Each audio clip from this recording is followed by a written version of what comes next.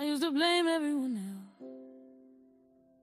for the pain, the broken pieces, for the woman I became, the woman I no longer knew. But the hardest conversation I ever had was with the woman looking back at me, the one standing right in front of me, the one in the mirror. I perfected the art of pretending, smiling while my heart was bending, pointing fingers everywhere but me, like I was blind to what I see. Built these walls so high around me, thought nobody could surround me, but every lie I told myself was slowly breaking down my health. And the mirror kept on calling my name by lie. I was trying to hide, I tried to run, I tried to hide, but truth doesn't disappear with time. It waits right there, staring you down, looking you right in your eyes. The truth hurts when it's staring back at you. Truth hurts when the blame ain't someone new. Truth hurts. I had to face the woman in the mirror and finally say what I knew. Truth hurts, but healing starts when the truth is you. I blame my past, I blame the pain, I blame the storm, I blame the rain, but somewhere in the wreckage of everything I survived, I got the power of the woman still alive. So I wiped my tears, looked deep in my soul, and told that broken girl it's time to take control. No more running, no more lies, no more hiding in disguise. It's time to meet my own eyes. Truth hurts, but it set my spirit free. Truth hurts, but it woke the best in me. Had to face the woman the truth is love, and now I'm finally free.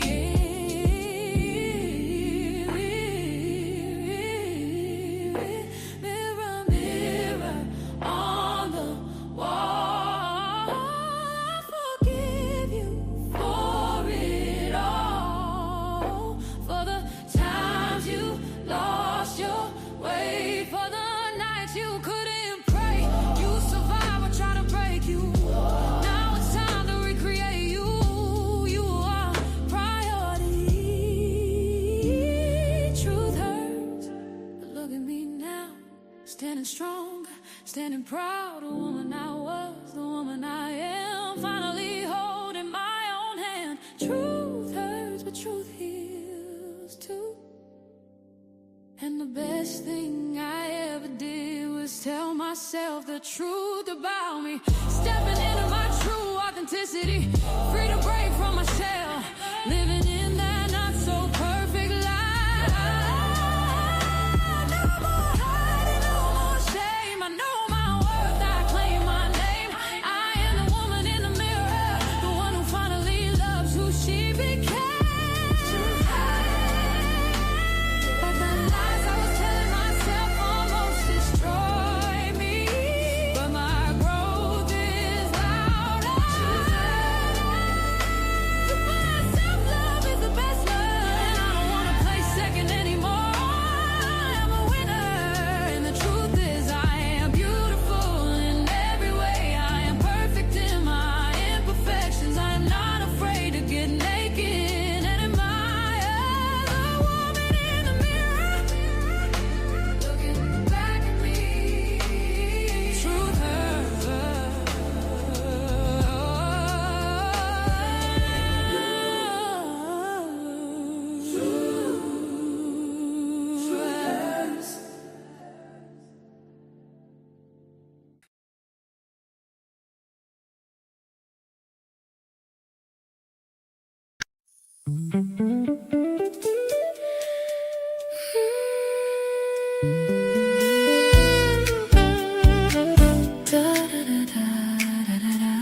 Da da da da da da.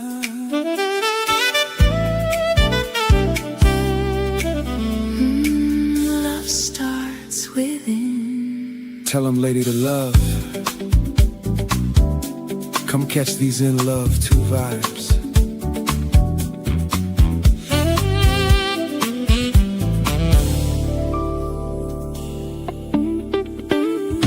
Looking for answers, looking for peace, trying to find a safe place. From healing and hope to purpose and truth, the journey begins inside of you. Ooh, inside of you.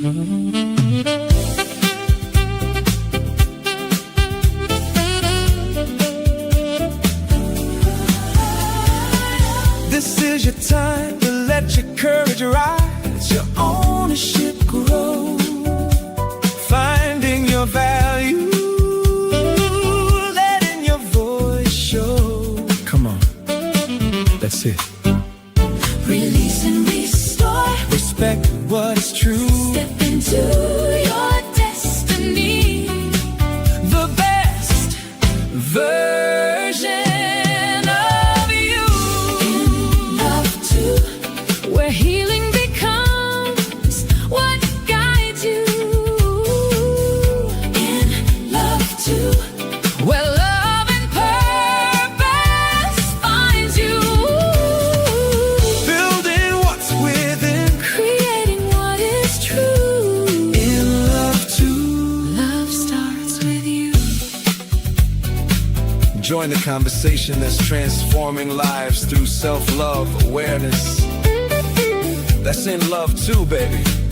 With your favorite inspiration, Solutionist.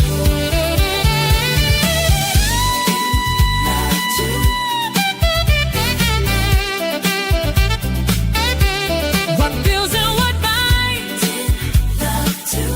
And love to create you. Love starts with you. Now come inside. The show is about to start.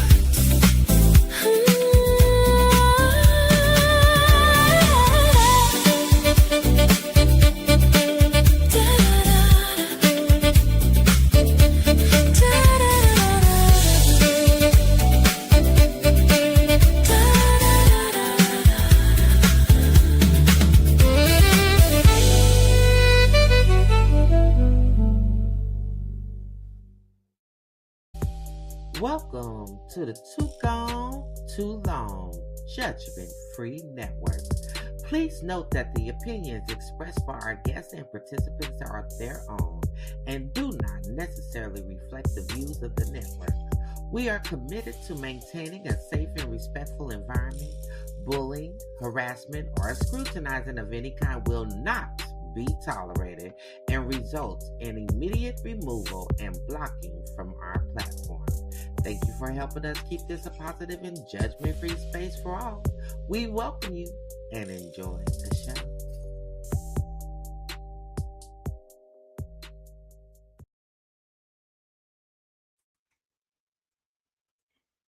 Hello, hello, hello, everybody. I'm going to start out with a question. I'm Lady to Love here on the N.L.U.V.E podcast, but I'm going to start out with a question here. Have you ever felt like everything inside of you was saying no, but the words that came out your mouth was yes? Think about that. After that, you said, or you felt angry. Let's say it like that. You felt drained, maybe even exhausted at yourself for saying that. Tonight, we're going to be talking about boundaries that don't feel like punishment. Punishment, not only for you, but not only for you, and them. So it works for everybody. So what we're going to be doing is exploring boundaries itself, how to formulate them, why we have them, what makes us feel kind of not so good about them. But that's what we're going to be talking about. I am Lady to Love on the N.L.U.V.E podcast. And you are here with me, and this is a Wednesday night. And I am here It is 8 p.m., a little bit after, but we're here all the same. And I want you to join me in sharing this out. At least share this out to 5 people, because we're going to get deep. I'm a very deep person when I want everybody to be aware of what they need to do to heal. So here we go. We're going to get in boundaries and how to make ourselves better, because this is what we're about. Remember that healing is not the destination. Healing is the foundation. And where we're going in this, we want to always know what builds and what binds us in love, in relationships, to make you, you. So that's what we'll be exploring, how boundaries can kind of sometimes feel like punishment. Like not only punishment for you, punishment for the other person as well. Be it family, friend, or romantic, on the job, any of those types of situations. So we have to make sure of what we're doing. And I know you can relate to this. And I want you to tell me, hi, everybody. Hello, I'm here. I'm here. Let me know you're here. Because what happens is we're going to definitely explore the things that we need to do to build, to bind, and create a better you. So let's get deep into this. I know that most of us have several occasions where we're building and we're working with other people and we're trying to make relationships be all that they should be. And when you're doing that, you want to be relating to the person that builds a great relationship. And situations may come up. Let's say a situation like you're on a phone call or you're answering a phone call and you really don't want to answer the phone call because you're trying to get some rest. That's a situation. I've been through that. Lending money because you're afraid to say no. Is that a sticky situation? You can relate to some of these things. I'm sure, audience, you can relate to some of these things. Let me know out there that you hear what I'm saying. Say hi, I got you. So allowing family. Oh, this is another one. Allowing family members to disrespect you and your time. What about remaining silent? Oh, you're going to get the silent treatment to avoid conflict, or you're going to create the silent treatment to avoid conflict. These are all things that will need to have boundaries formulated to make sure that you are doing the things that creates a safe environment as well as a harmonious environment, because you want to relate well with the other people you're with. Taking responsibility for everyone. You take all of it on your shoulder. You're being responsible for all the things that they do, as well as the things that you need to do. So those are some of the things that will cause you to be in the state of formulating boundaries. And you need boundaries. We need to know, first of all, what is the definition? What is a boundary? What is a boundary? Anyone out there have an idea of what a boundary is? Hello, Ernestine. Ernestine says, hello, love. Yes. What is a boundary? Is it something you formulate to keep you safe or keep them out, or both? What is a boundary? Most of all, if you think of it, it's something that you can value to protect yourself. You can implement to set not just a guard, but it's a protection for making sure that they communicate, they understand, and they can relate. So what makes boundaries hard sometimes? What makes boundaries hard to set is sometimes you maybe have a certain feeling for that person. And it's hard to set the boundary in that case. So in those cases, you might feel guilt, you might feel fear, you might even feel confusion and even rejection also. But knowing what to say is very important. So we're going to get into like the structure of what a good boundary is formulated with. We must have boundaries because it helps us be able to communicate better, relate better, and let the person know what our limits are, because boundaries contain limits. So the definition of a boundary to me is a boundary is it's not a punishment, first of all. It's a clear instruction on how you are going to do a certain thing to protect yourself, your peace, maybe your peace of mind, your honor, your values. And you're going to put a particular, like, healthy, I say healthy limitation on it so that the other person can get a clear understanding of what you're going to do. So a boundary is not a punishment. It's a clear instruction on how you will protect your peace, your honor, your values, and then how you will participate with that person in a healthy way in it. So in formulating all of this, you need to make sure you start with those things that contains a boundary, of what a boundary is. And we want to make sure that everything is included. And when I say everything is included, I'm going to definitely start right here with your basic instructions. I'm going to go to Proverbs. In your space, that's right. Ernestine says in your space, definitely. You got to protect your space. I'm going to go to Proverbs 15:1. And that is going to start us off. It's going to start us off with, excuse me, I dropped something I needed to pick up. We're going to start with Proverbs because I do believe we need to start with referencing our basic instructions and then close with our basic instructions. When it comes to knowing how to relate to people, it's all in the good book. It's all in the good book.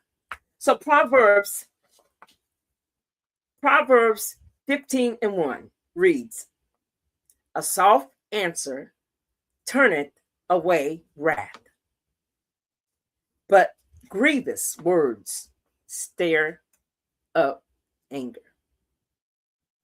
I'll read that one more time.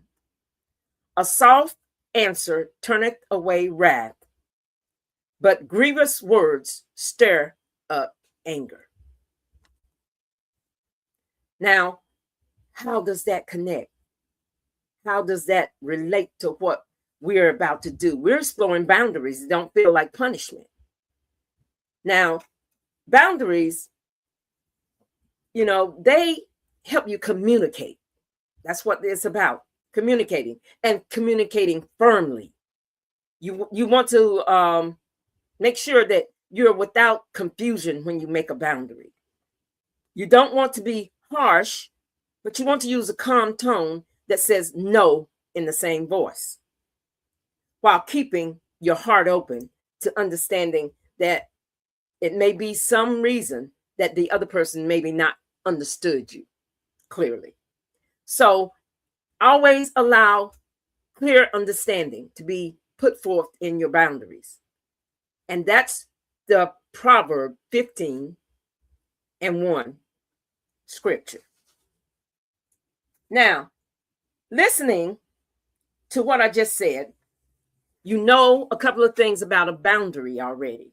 It's supposed to help you get peace, honor, good communication, clarity, protect your values, give a limitation on what you will and will not do. Now, what does a boundary communicate? Those same things. When you make a boundary, it communicates what I need. you may ask yourself, what do I need? If it's something that you're trying to approach to get done, accomplished, what do you need? What do you need from the other person? So in understanding what you need first, it means you have to be aware of what you need. You come to a comfortable decision on that, and you make a statement, I am comfortable with whatever it is, your need. And the next level would be to apply, if behavior, more or less. It says, and that behavior is either agreeable or not agreeable. You're going to say, I am comfortable with going to the store for you, but I can't do it every day. I am comfortable with lending you $10, but you'll have to return it by next week on Friday. So a boundary sets a limit, tells them what you are going to do, what you're not going to do at the same time. And then also, if it doesn't take effect, the other end of it, the promise in it, if it doesn't take effect, what you will do at that point also can be added in the boundary. So the boundary can include what I need. That's the first part. What you're comfortable with. The behavior that you will or will not apply. And then if that behavior continues, what results? What are you going to do? I'm going to leave. I'm not going to do this again. I'm not going to lend you any money. I'm not going to do the babysitting or whatever the agreement was. But boundaries protect your peace, your time, your values. They give limits, and they tell what behavior you're willing to accept with it. And that may make boundaries seem like they're very difficult. They're not. They're not difficult. But the other person on the other end has to be able to accept those boundaries. Different people have different boundaries, yes, for different reasons. So in all of this, I've given you a basic framework for your boundary. You can say, I care about blank. Like, I care about you. I'm not available for the aftercare of your, let's say your dog. You're dog sitting or something. I can offer you Tuesday if that works better for you. And then you can fill in the blank again and say, but if you persist on trying to force me to take care of him, I just won't be able to do it at all. So these are the ways boundaries are set. You have to have boundaries because it keeps you in your right mind. It doesn't make you an overgiver, overpleaser, which I've been so guilty of. So what we want to do is make sure boundaries set not a wall, but set a premise where they can understand you and you can understand them, and it becomes agreeable. So again, I'll say the framework sounds like this. I care about, you fill in the blank. I am not, or I am available for, and you're going to fill in these. I can offer, and if the behavior continues, I will have to have an outcome. And guess what? On that last part, that outcome, you have to stick to your outcome. Because if they keep doing the same thing, your boundaries are not effective. You have to make sure your boundaries are effective. It's just almost like giving guidelines to a child. But this is adult conversation, family to family conversation, friend to friend conversation, work environment conversation, romantic conversation.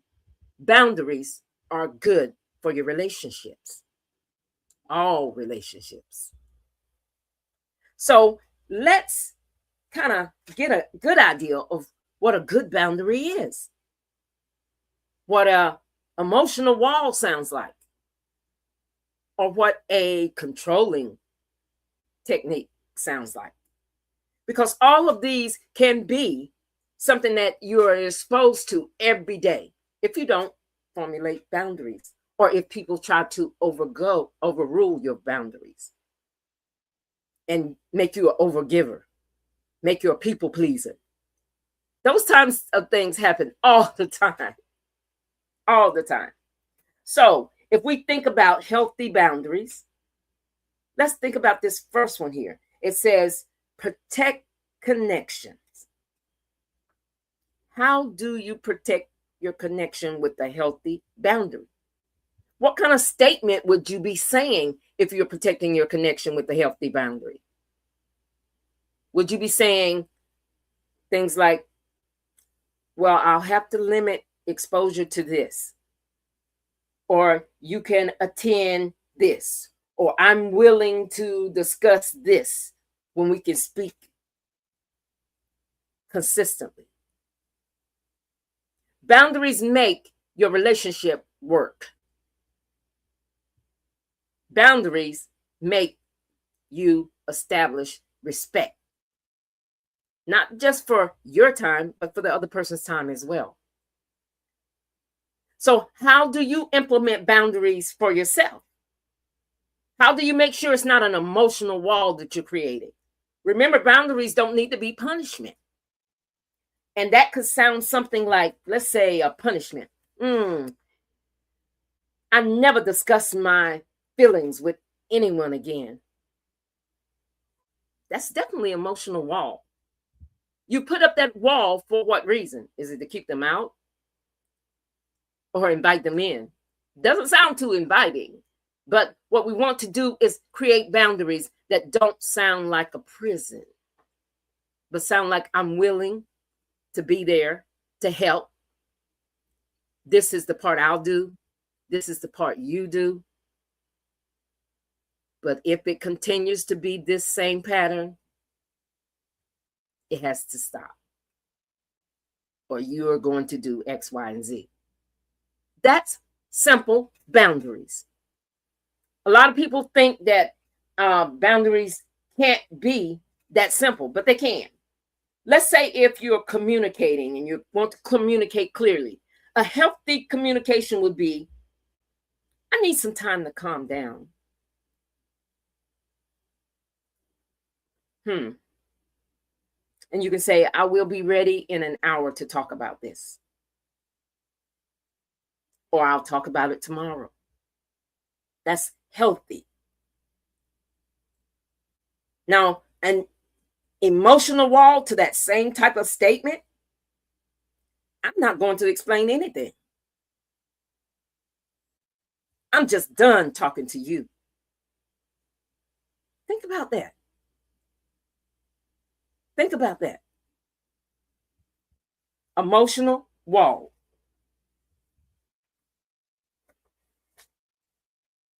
Okay? Now, when it's controlling, the person is trying to get something from you, almost in a demanding way. If you don't talk about this right now, I'm going to make you regret it. Think about that. Very controlling. So now you've heard how a healthy boundary sounds, an emotional wall sounds, and a controlling technique sounds. These all lead to different types of punishment that you can impose on yourself or impose on the other person. But you want to keep the healthy boundary. So let's look at an interesting thing we can learn. This is what we call, you're going to put, like, let's say a game. We'll call it a game where we can put H for healthy, B or E, which one I want to put. We'll put E because it's emotional wall, and C for controlling.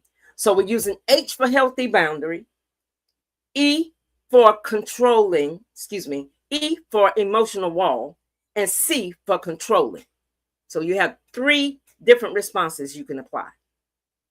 Now, in this little game, you might think of some situations that you've been in with these same specific statements here, or situationships, whichever one you might put it in.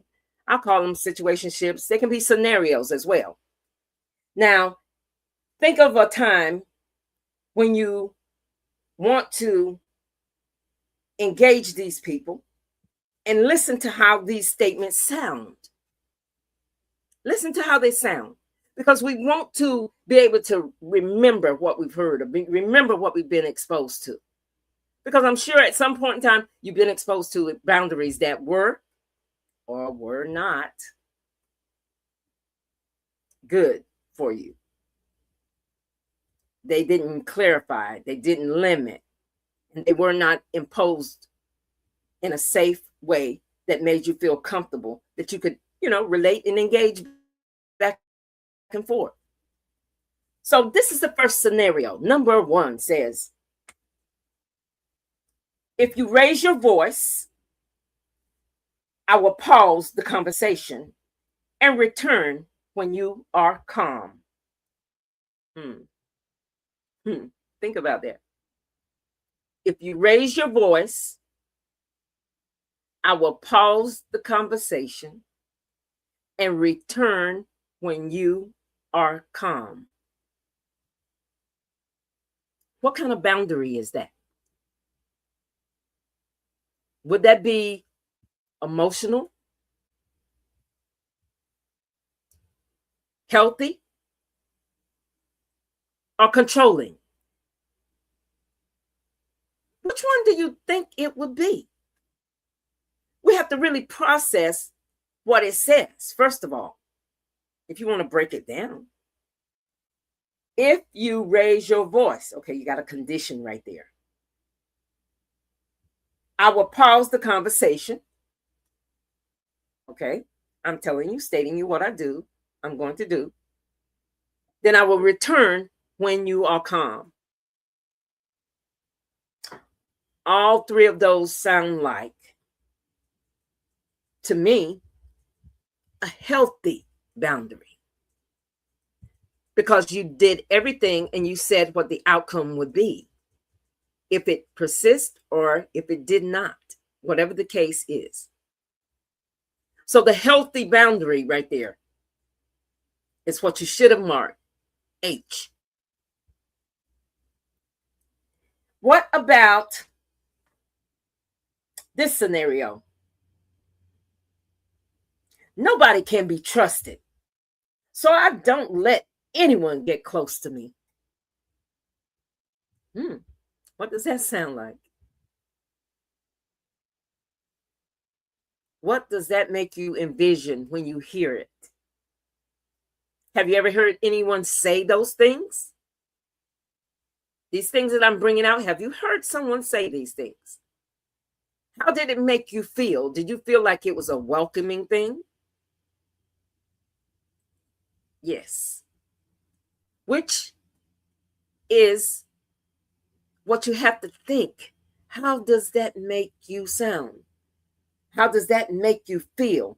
Nobody can be trusted, so I won't let anyone get close to me.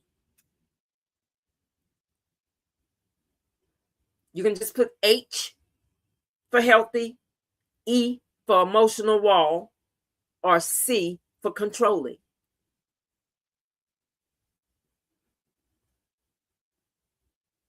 First of all, when I think of someone saying kind of a negative word, which is in this sentence or statement, nobody, it's going to bring up negative. Yep, negative, definitely. It is emotional wall. Ernestine says E. Yes, most definitely. Emotional wall is what it is.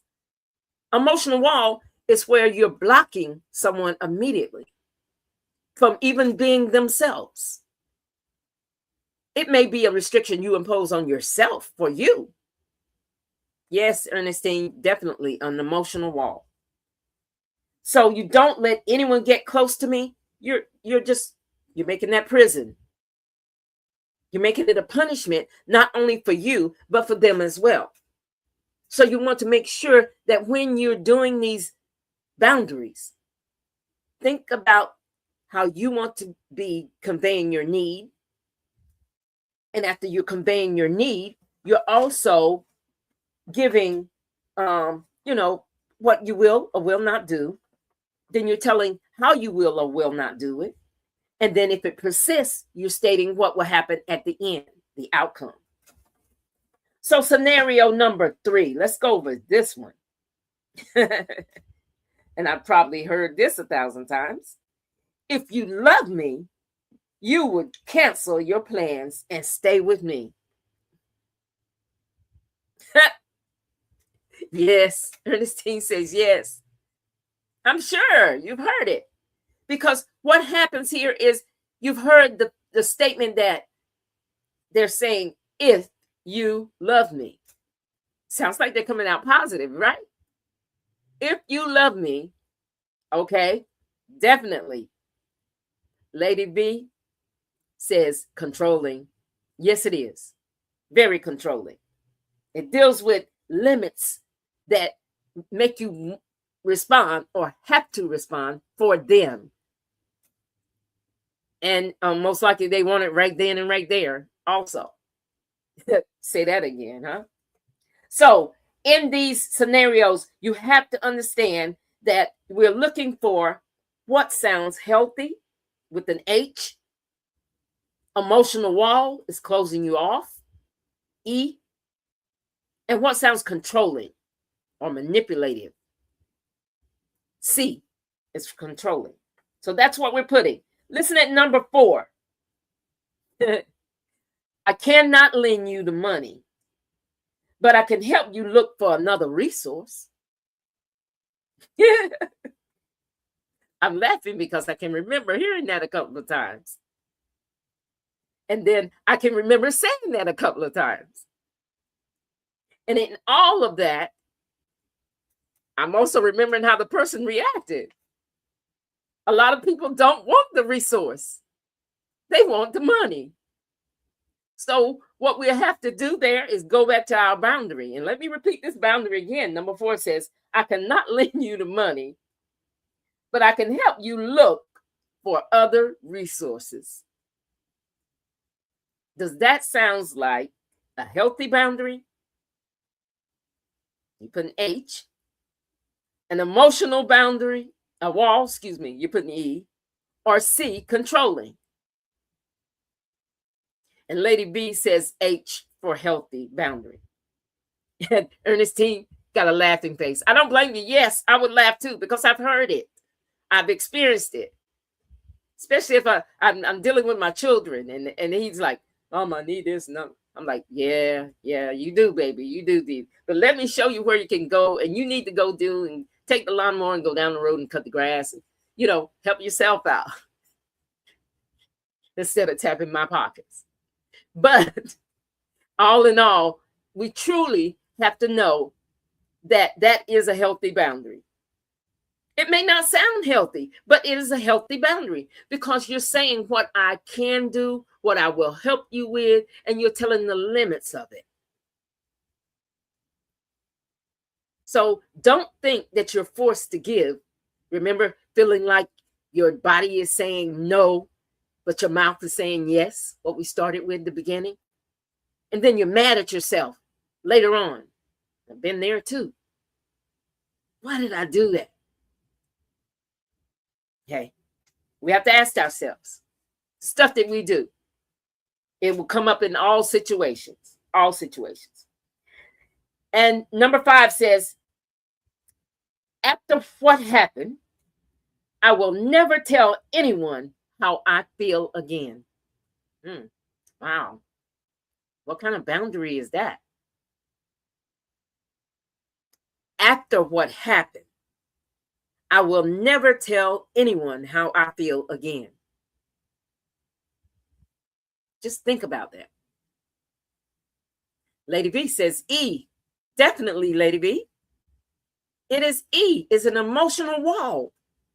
You're putting up a wall and you're judging everybody from probably one incident. And again, if you formulated a boundary, probably when you told what you told or said what you said, and say, I'm sharing with you in confidence. That means don't share it with anyone else. So making sure you're stating what you need, stating the parameters of it, will or will not, and then the outcome of it. If you do, and if you persist, you state the outcome. These are not difficult to do. Boundaries, like I say, keep your peace. Keep your money in your pocket too. Been there. Ernestine says definitely emotional wall. Definitely emotional wall. We have to understand that you can't close people out. But some people still do it. Why? Out of those many things we mentioned earlier: fear, anger, control, manipulation. And they want what they want. Hey, that don't mean they get what they need to get. So refer them to a resource. That makes them mad, but hey, they need to work for it anyway. All right. Number 6 says, you cannot have friends. I don't approve of it. Woo. Think about that. You cannot have friends. I don't approve of it. What kind of stuff is that? What kind of boundary would that be? To me, it sounds very harsh.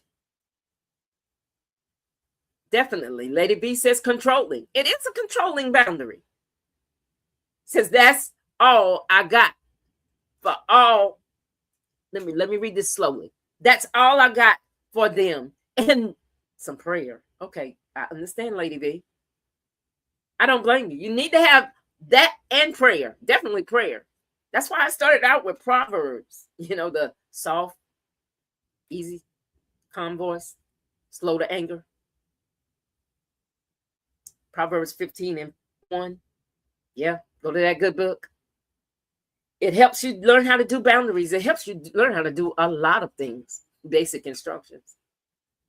So number 7 says, I will not continue a conversation that includes insults or threats. Woo. Woo. Ernestine, you're definitely right. Ernestine says controlling. Definitely controlling. That is not a healthy boundary in the sense of you're telling what you're not going to do. But when we think about it, is it really controlling? Remember the key word?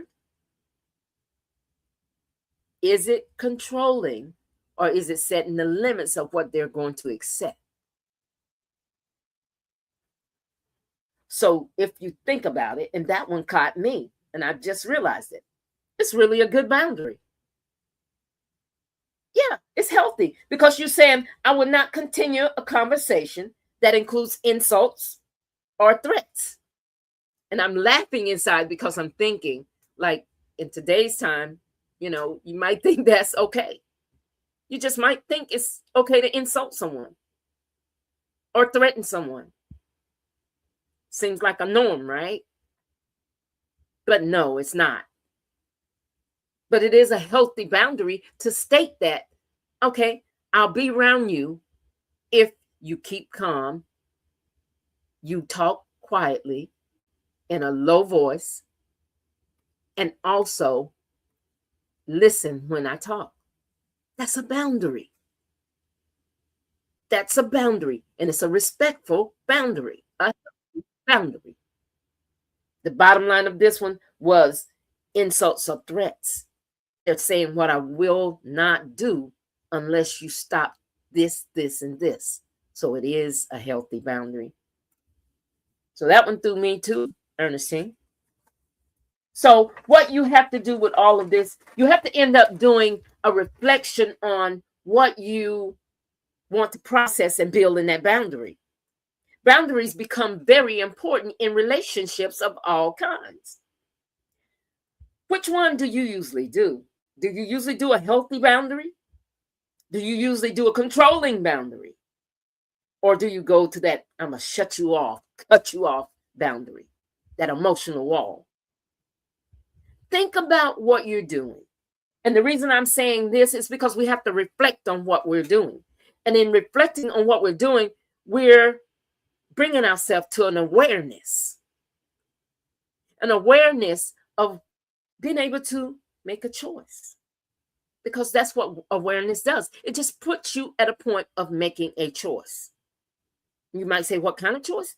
That's up to you, whether you're going to agree with it or not agree with it, whether you're going to participate or not participate.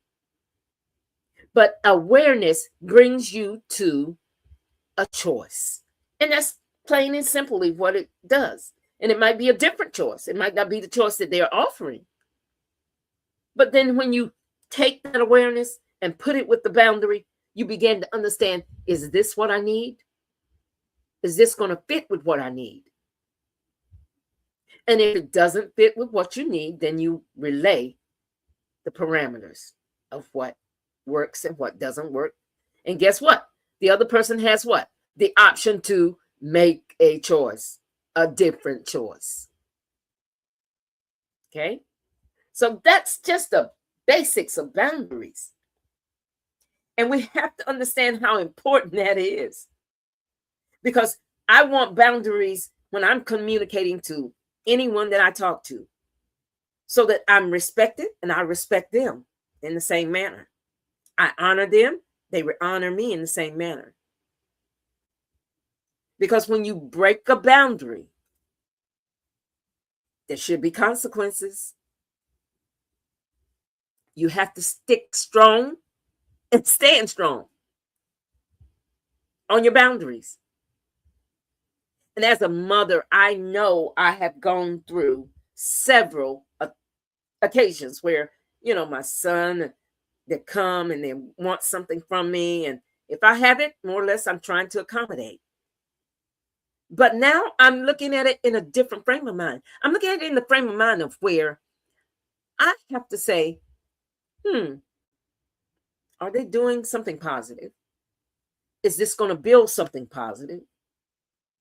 And on top of it, I'm still going to set my parameters in my boundary. And then they have to honor those parameters.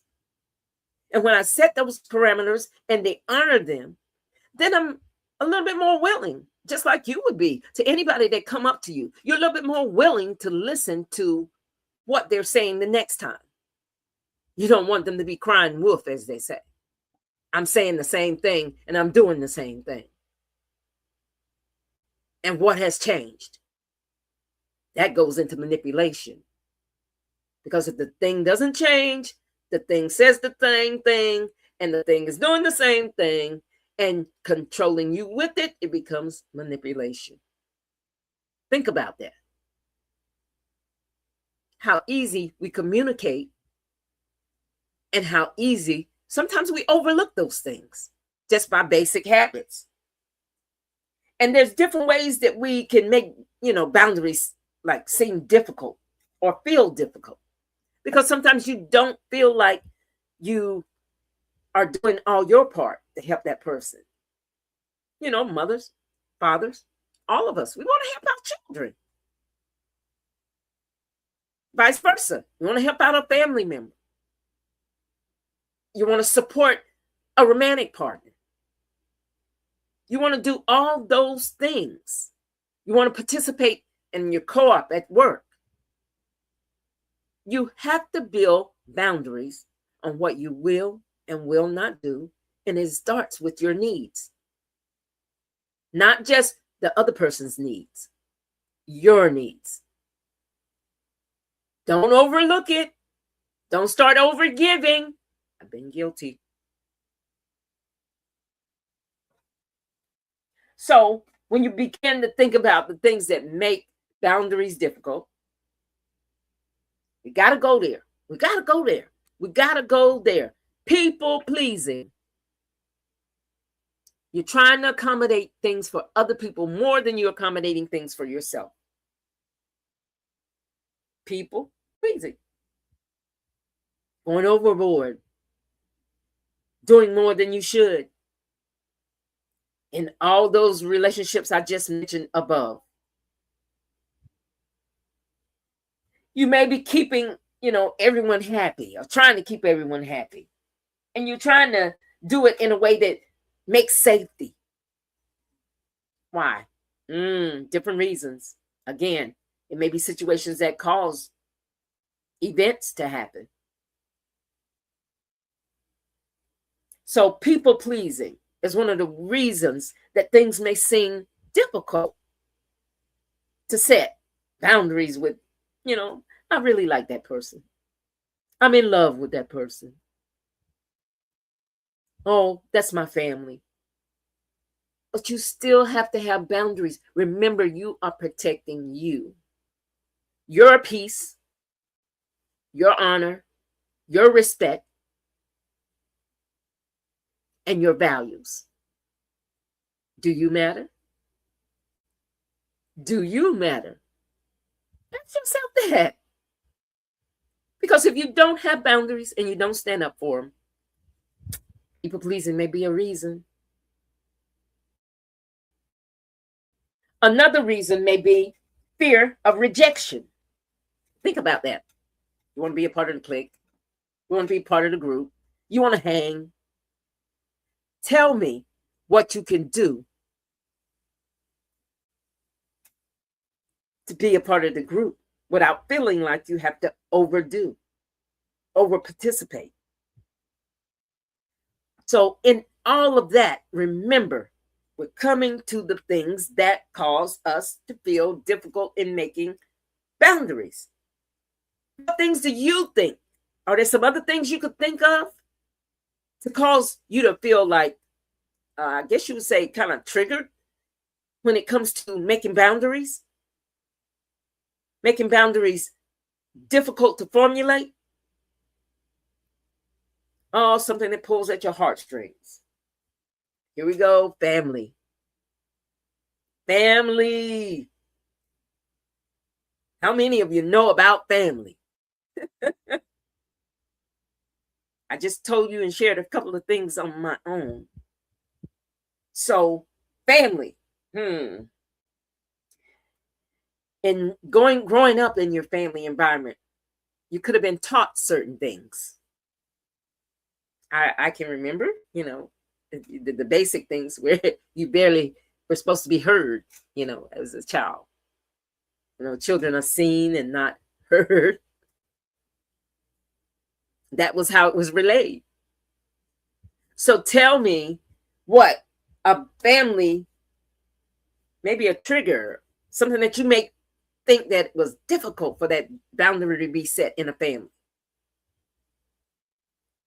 Were you allowed to say no, but say it respectfully, not disrespectfully? Were you allowed to say no respectfully? Think about that. You say no respectfully. Well, you simply say, I don't like that. I don't like doing that. And that's respectful. You haven't. Yes. You wasn't allowed to say anything. Okay. That's Lady B. I understand, Lady B. You wasn't allowed to say anything. I heard that. Been there. As I just said, it becomes a thing where you're saying children are heard and not seen, or seen and not heard. Excuse me, I'm saying it backwards. But it's all in what is safe. Maybe you were raised up in a family where you can't question your elders. How dare you? You can't question them. They take it when you were 2. and you asking 50 times why this and why is the sky blue? Why is the ground brown? Ernestine said certain words we couldn't say. Ooh, I can understand that, Ernestine. I can understand certain words you could not say. And Lady V says they didn't want to hear or see us. Okay, that's even worse. Don't want to be heard or seen because you know that you have to gather from them. Ernestine says, or stay on a child's place. Oh, yes, I heard that. Ernestine says, or stay on a child's place, in a child's place. Definitely. That's what you were told to do. So these are some of the structures that family have imposed on us when it comes to setting boundaries. Let's say in a partnership, romantic, for example, good partners sacrifice everything. What do you think about that? Good partners sacrifice everything?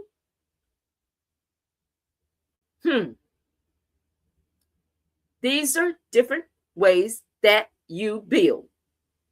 Ladies of love, Lady B says, you do what I say, not as I say, not what I do. In other words, do as I say, not as I do. I got you, Lady B. Those were the things. But is that a normal child? That's not a normal child. I mean, I have my master's in education, and I know that is not how children are raised. The normal child is going to do what they see you do. They hear what you say, and they see, and they do and see, and what they see you do. And Ernestine says, no, they don't. That's true. They don't want you to do that, but that's what happens. The more you hear what they do, the more you see what they do, those are the patterns that we're repeating.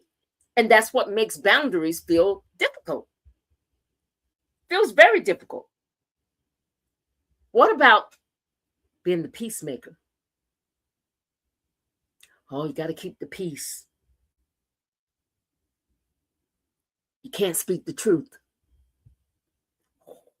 No, shh. Don't tell nobody. You have maybe a parent that was kind of on the loud side. So you keep the peace. You had no guidelines, no rules that you could say that would keep me safe. You had to go with what was there. Very controlling environment, that is.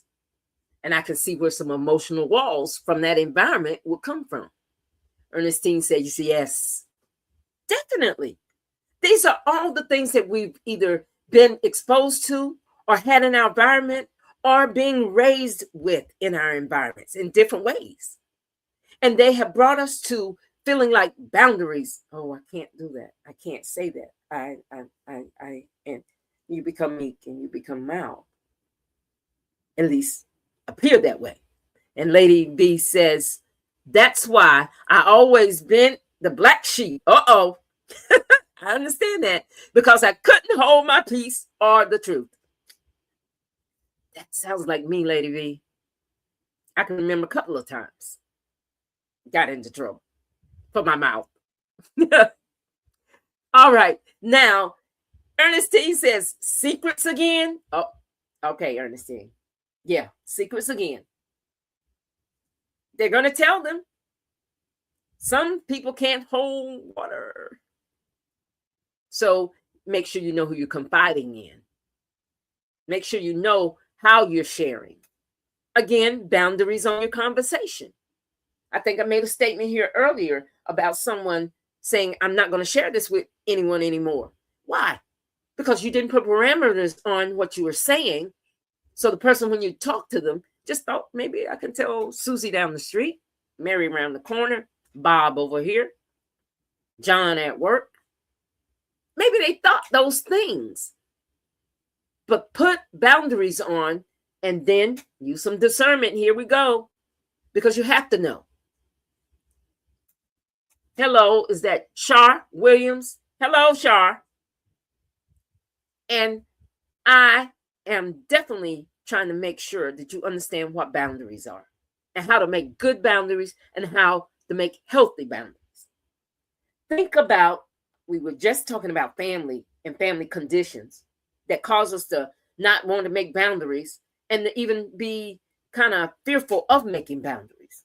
Now we go into what really can cause even more, let's say, emotional walls, is dealing with trauma, past traumas, and being in the survival mode.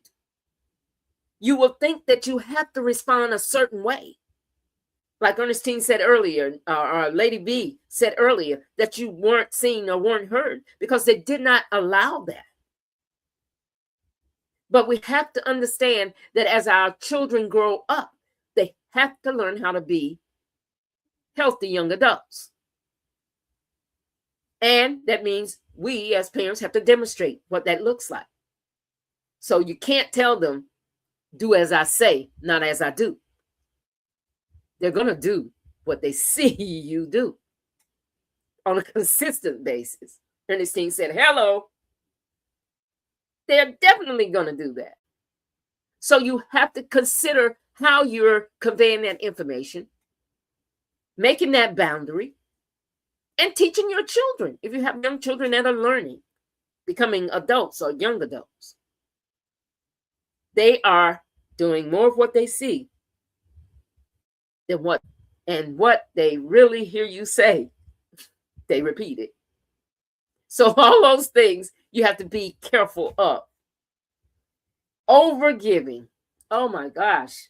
I can tell you about overgiving. I can tell you about overgiving. I wanted to help a friend do a couple of events.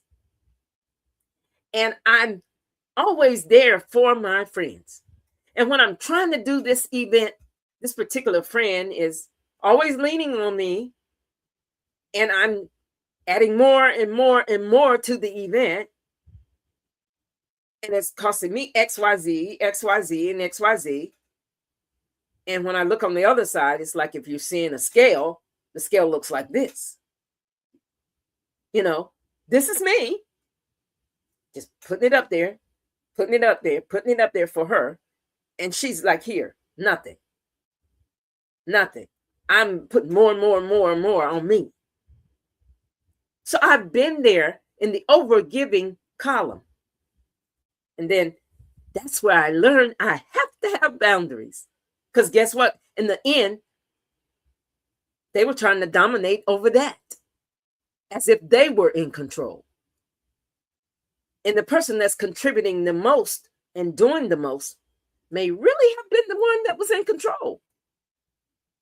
So think about that. I had to learn how to have boundaries and say, oh, wait a minute, I'm not going to do X, Y, and Z. If you're going to wait for me to keep doing X, Y, and Z, and you're going to sit on the sidelines, and then at the end of everything, take all the glory for it. Like I had nothing to do with it. Oh, no. No, no, no, no. I might be quiet, but don't let quiet fool you. Yes, don't let quiet fool you. Lady V, you're true.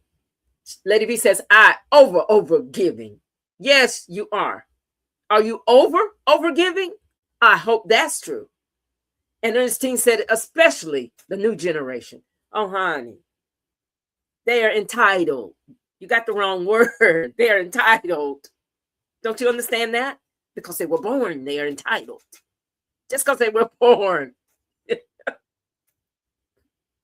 Yes, they think that.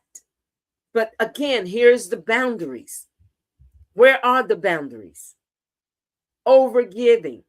We think the child has to have the Jordans, the G, the D, the D, the D, with all these name brands, labels and stuff. Why? Why? Are they earning it? The latest tablet, latest phone, latest da da da da da da da da da. Why? Are they earning it? And what is the boundary on respect of it? Are they applying it? Are they working hard? What are they contributing? Are they doing something positive where you can say, yes, then I will reward them? If you're doing this, I can show you I appreciate what you're doing by doing this. But then if you're not doing that and you're expecting me to do this, somewhere there's a off balance and you're becoming an overgiver immediately. So watch out for that. Watch out for that. Lady B says, no, they are not. They just think they're entitled to it. That's it. They absolutely do think they're entitled because they were born. I told you, they're breathing air. That's a requirement for them to have it. Just because they're breathing air.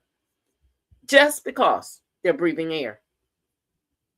That's the entitlement factor. Now, these things that they go through, the overgiving, they can have fear also. If you were raised up in a house where it was kind of a lot of chaos or a lot of arguments or something, you can have fear of conflict. You want to be the good child. You want to be the good person. You want to always be on the right side of things. So you keep subduing and sublaying your own wants and desires. Well, I won't argue with my husband because he'll get upset because I didn't do X, Y, and Z. If I say this, he'll get upset. Really? What kind of relationship is that? Lady B says, but this soft parenting isn't helping either. Oh my God, no. Like I said, they're overloading with too much of everything without a responsibility, accountability, or even a respect for any of it. So therefore, when I look at things from now on, I'm like, okay, what is he doing? How is he doing? And if all those things help go in a positive direction, and I'm trying to give him as much encouragement as I can, because I'm always going to go to that resource first before I go to my pocket, and encourage them to start living a life of producing for themselves, because that's what it's about. It's not a weight that I should carry on my shoulder. It's a weight that they should carry. They have to learn how to be accountable, responsible, make their own boundaries in life to make them a productive adult. This is what it's all about. So, overgiving, fear of conflict, people pleasing, fear of rejection, family conditions, past trauma, those are just a few of the things that will cause us to be weary of boundaries, be weary of setting boundaries. So you have to know what's going on with your children. Ernestine said, no, you need to earn it. That's exactly what I say, Ernestine. You have to earn it. Why? Because it puts more value in it for them. And Lady B says, soft parenting is also being soft in your marriage or relationship. Ooh, you don't, or you shouldn't, have to feel scared to speak up to your mate. You shouldn't. Honey, you spending all that money on that? Didn't we discuss X, Y, and Z? I thought you said if you did that, we were going to do this, and this is what was going to happen. Oh, you mean you shouldn't say nothing like that? It is not being, as you would say, controlling. It's being contributing in the way that you're building together. Ernestine says, yes, most definitely. You want to build together. And that's exactly what it's about when it comes to soft parenting in relationships, letting one not speak what they need to speak. Remember, it starts with your needs. Boundaries start with your needs first. Ernestine says, that's right. It does. It starts with your needs. If you cannot impart your needs first, whose needs are you going to start with? You can't make a boundary based on what the other person's saying. Why?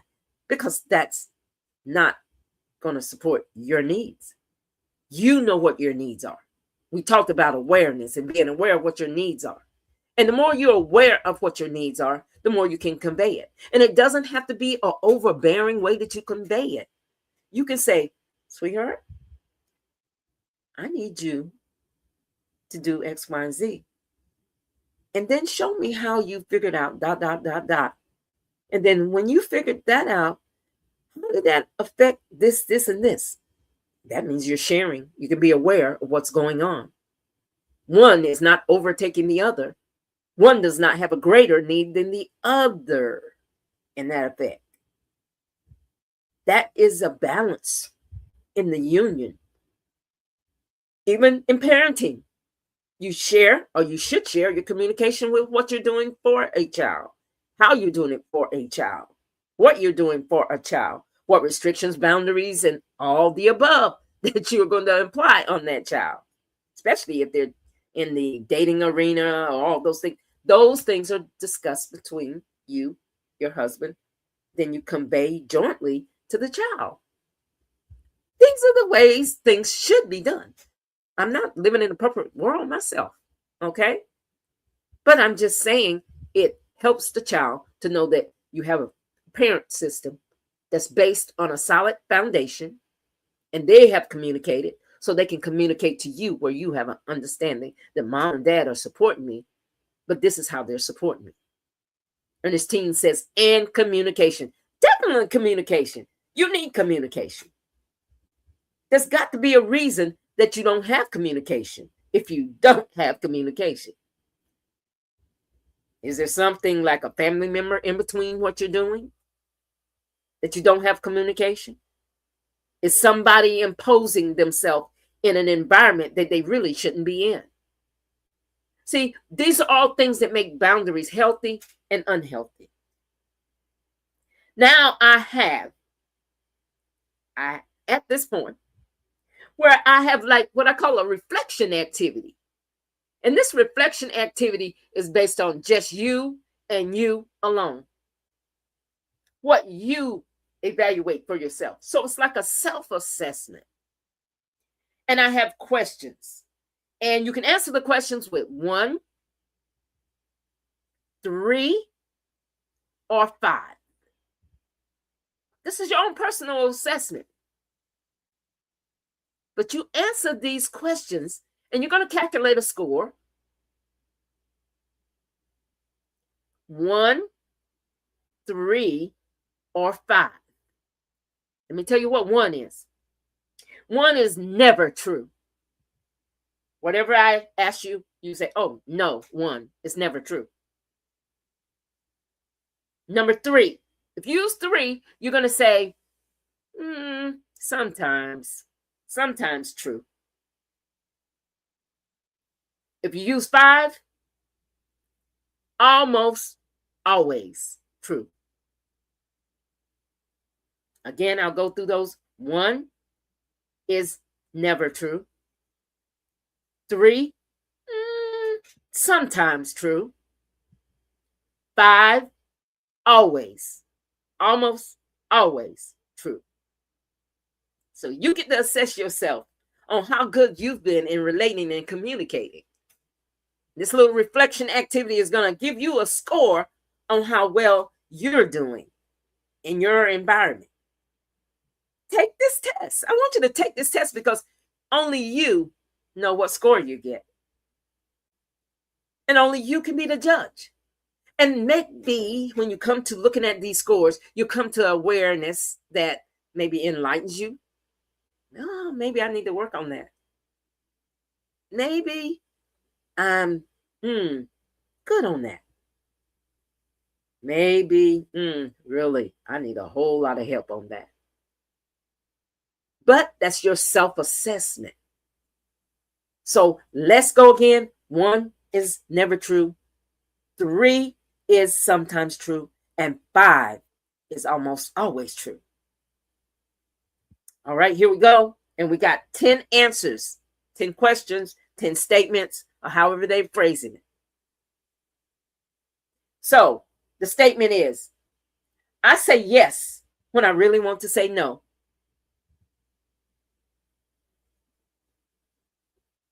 I say yes when I really want to say no. Guess what? I'm taking it with you.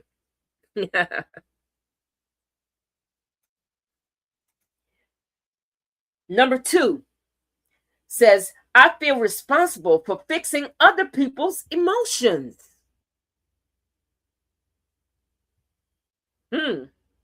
People pleaser? Always got to be keeping everything calm. I feel responsible for, fixing other people's emotions. That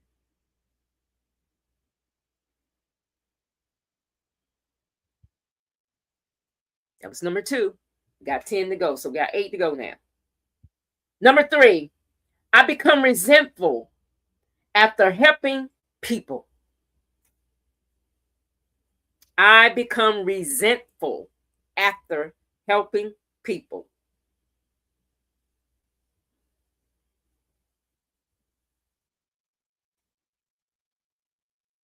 Number 5, I over-explain my decisions. I over-explain my decisions.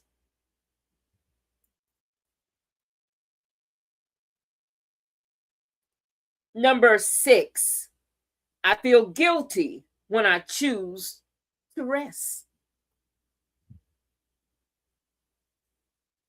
I feel guilty when I choose to rest. Do you feel guilty? Remember, 1 for never true, 3 for sometimes true, and 5 for almost always true.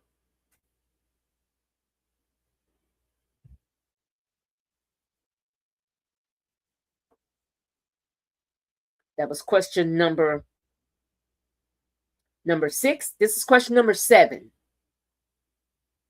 Number 7, I repeatedly accept apologies without changed behavior.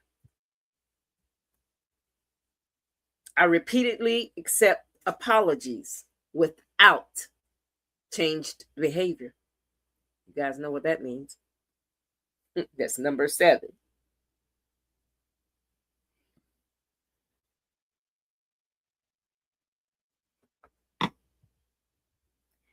Number 8, I avoid asking for what I need. I avoid asking for what I need.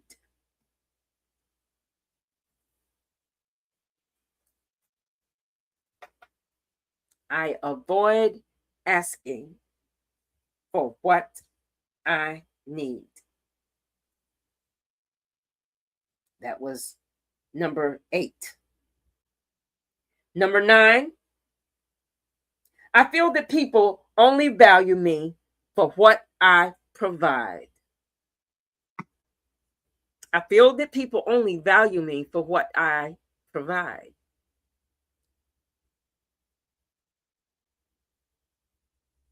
That was number 9. Number 10, I remain available even when I'm physically or emotionally exhausted. I remain available even when I feel physically or emotionally exhausted. That was number 10. I'll repeat them quickly.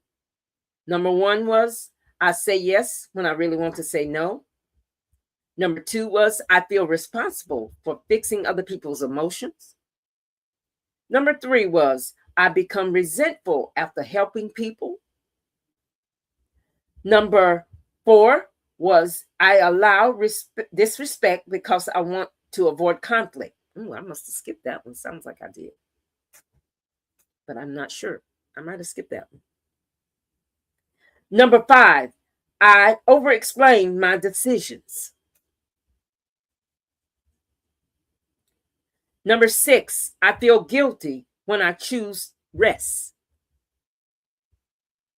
Number 7, I repeatedly accept apologies without changed behavior. Number 8, I avoid asking for what I need.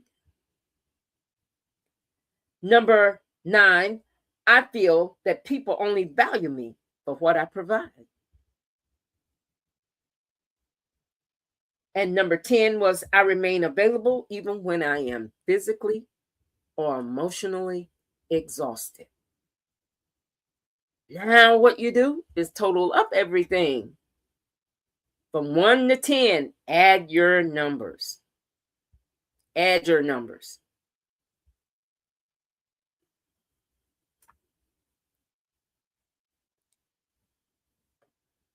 One to 10, add your numbers.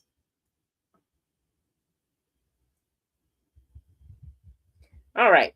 If you come up with a score between 10 and 20, if you're in that category, your answer, if you're between 10 and 20, your boundaries may be fairly clear, but remain alert to specific relationships where you may be weakened. All right, I see a 19. That fits. I'll read it again. Your boundaries may be fairly clear, but remain alert to specific relationships where they may weaken. That's between 10 and 20. Okay? Between 21 and 35. If you have those numbers, if you're in that range, I'm trying to calculate mine. Okay.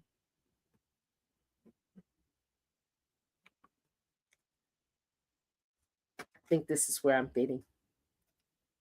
21 to 35, some boundaries need strengthening and more consistent communication. Lady B says, I always got to keep my head and peace on a swivel. I understand that.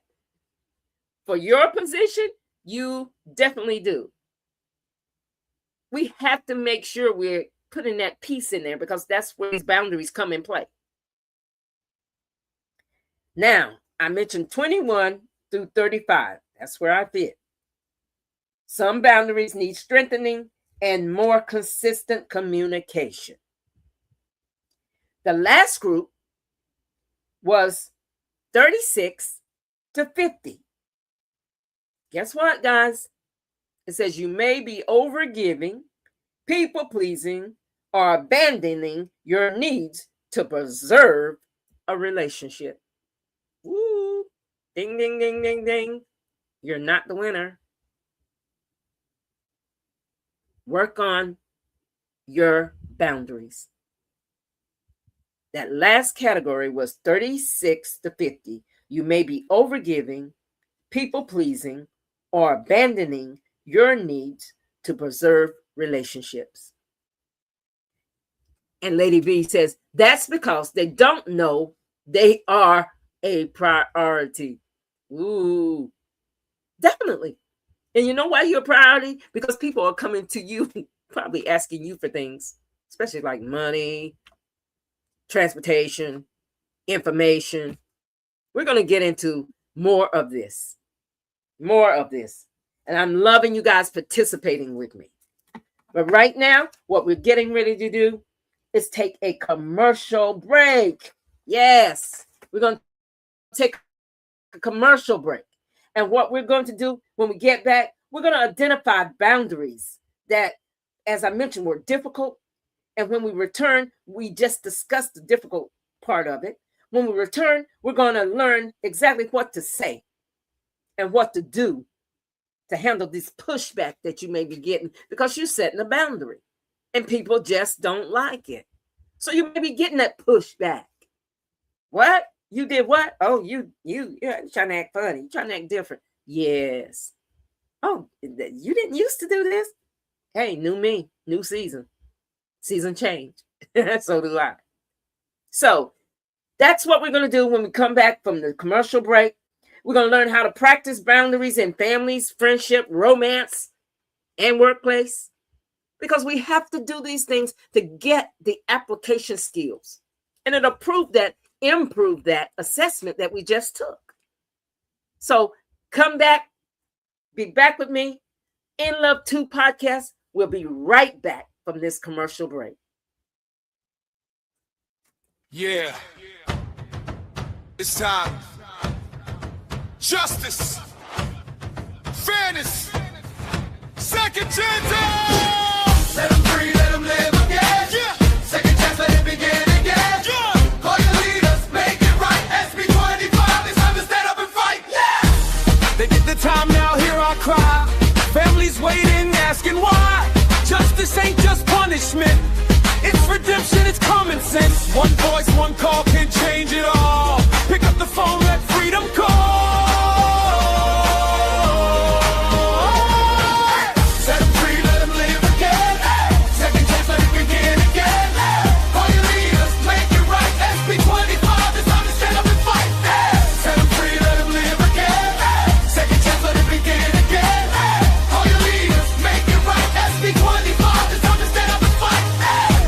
Mothers praying, children dreaming, bring them home where they should be. Fair is fair, let mercy rise. We the people hear our cry. Justice for all, not just for some. We won't stop till the change is done. Bring your voice, don't wait, don't stall. Freedom should belong to all. Set them free, let them live again. Second chance, let it begin again. Call your leaders, make it right. SB 25, we will win this fight. Set them free, let them live again. Second chance, let it begin again. Call your leaders, make it right. SB 25, we will win this fight. Say it loud. Second time. Say it proud. Second time. SB 25. Let go. Freedom now. Justice matters. Do what's right.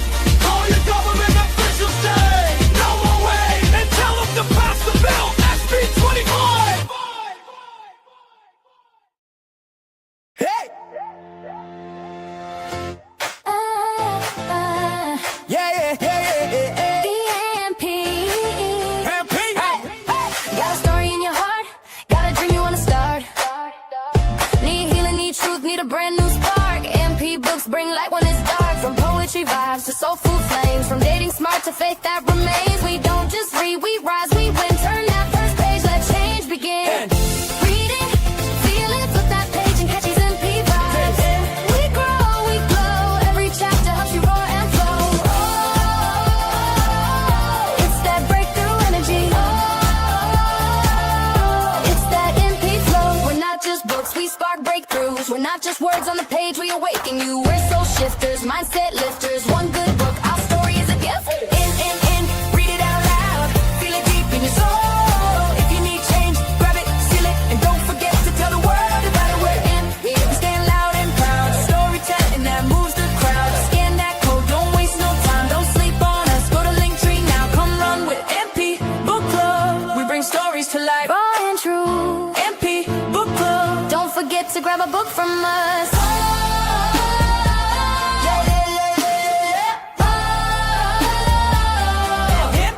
Book club. MP Club. Book club.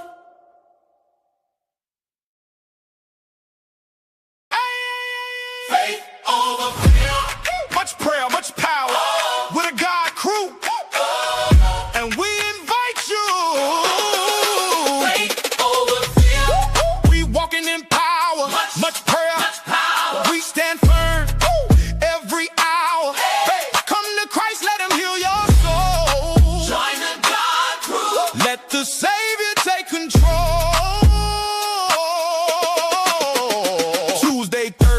Meet us online, 8 p.m. Eastern. Come and shine. 7 p.m. Central, don't miss your place. We lifting up Jesus and chasing his grace.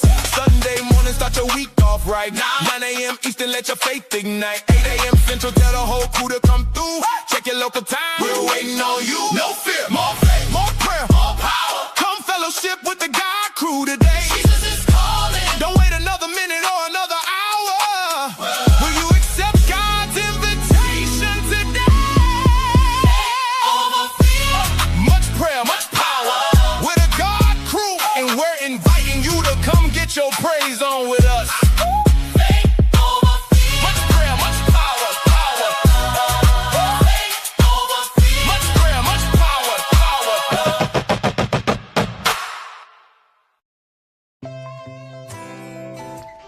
Party in the vault at the Here Reserve Bling Vault, where you unlock the bling, raid the vault, and frost yourself with our fabulous $8 accessories.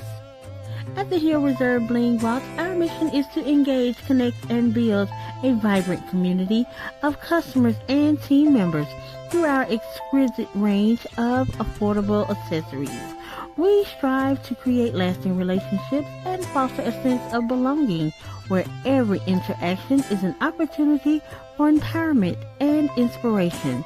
And for all the links to follow, it is the Hill Reserve on Linktree. And be sure you register to shop to frost yourself. And you know, we always keep Lady V frosted on the Too Gone Too Long Judgment-Free Radio. Come on in and frost yourself.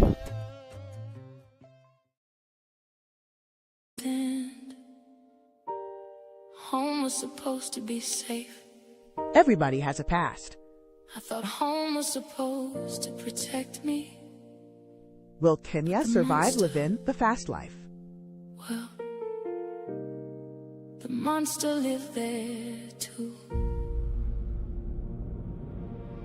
I learned how to cry without making face up and tell them we outside tonight. Champagne behavior. Now watch me rise. We outside, whole squad outside. Everybody fresh in the money looking right. But God found me when I couldn't find myself. Outside, I remember praying for. I lived the fast life, searching for love, acceptance, and purpose in all the wrong places. My journey was filled with pain, heartbreak, and impossible choices. But God's grace rewrote my story. This isn't just where I've been. It's proof that redemption is always possible, and hope has the final word. Available now. Don't wait. Go grab your copy today. Available on Amazon and all streaming platforms.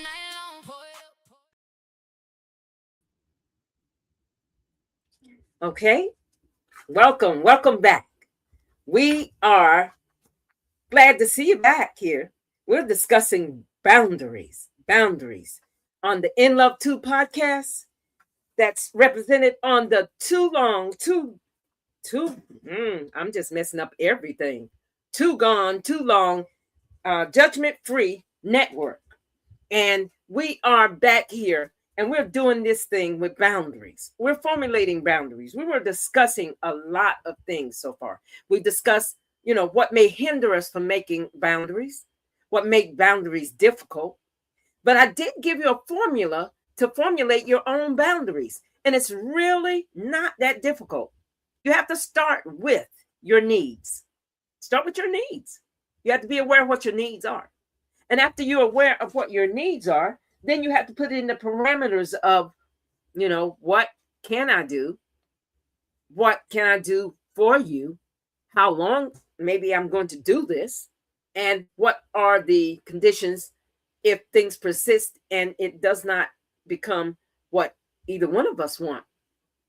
So conditions are set in boundaries. And when you're setting conditions and boundaries, you have to make sure that you're asking yourself, what is it? Is it anything I'm afraid of?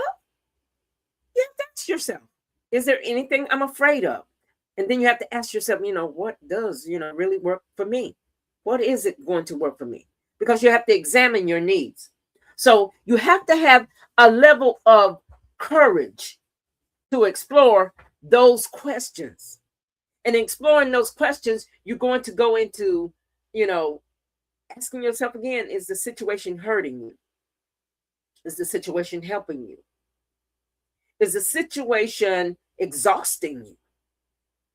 Is the situation making you feel like you're respected or disrespected? So when you look at all those things, sometimes the bottom line you come to is, this arrangement really don't work for me. It's not good for me.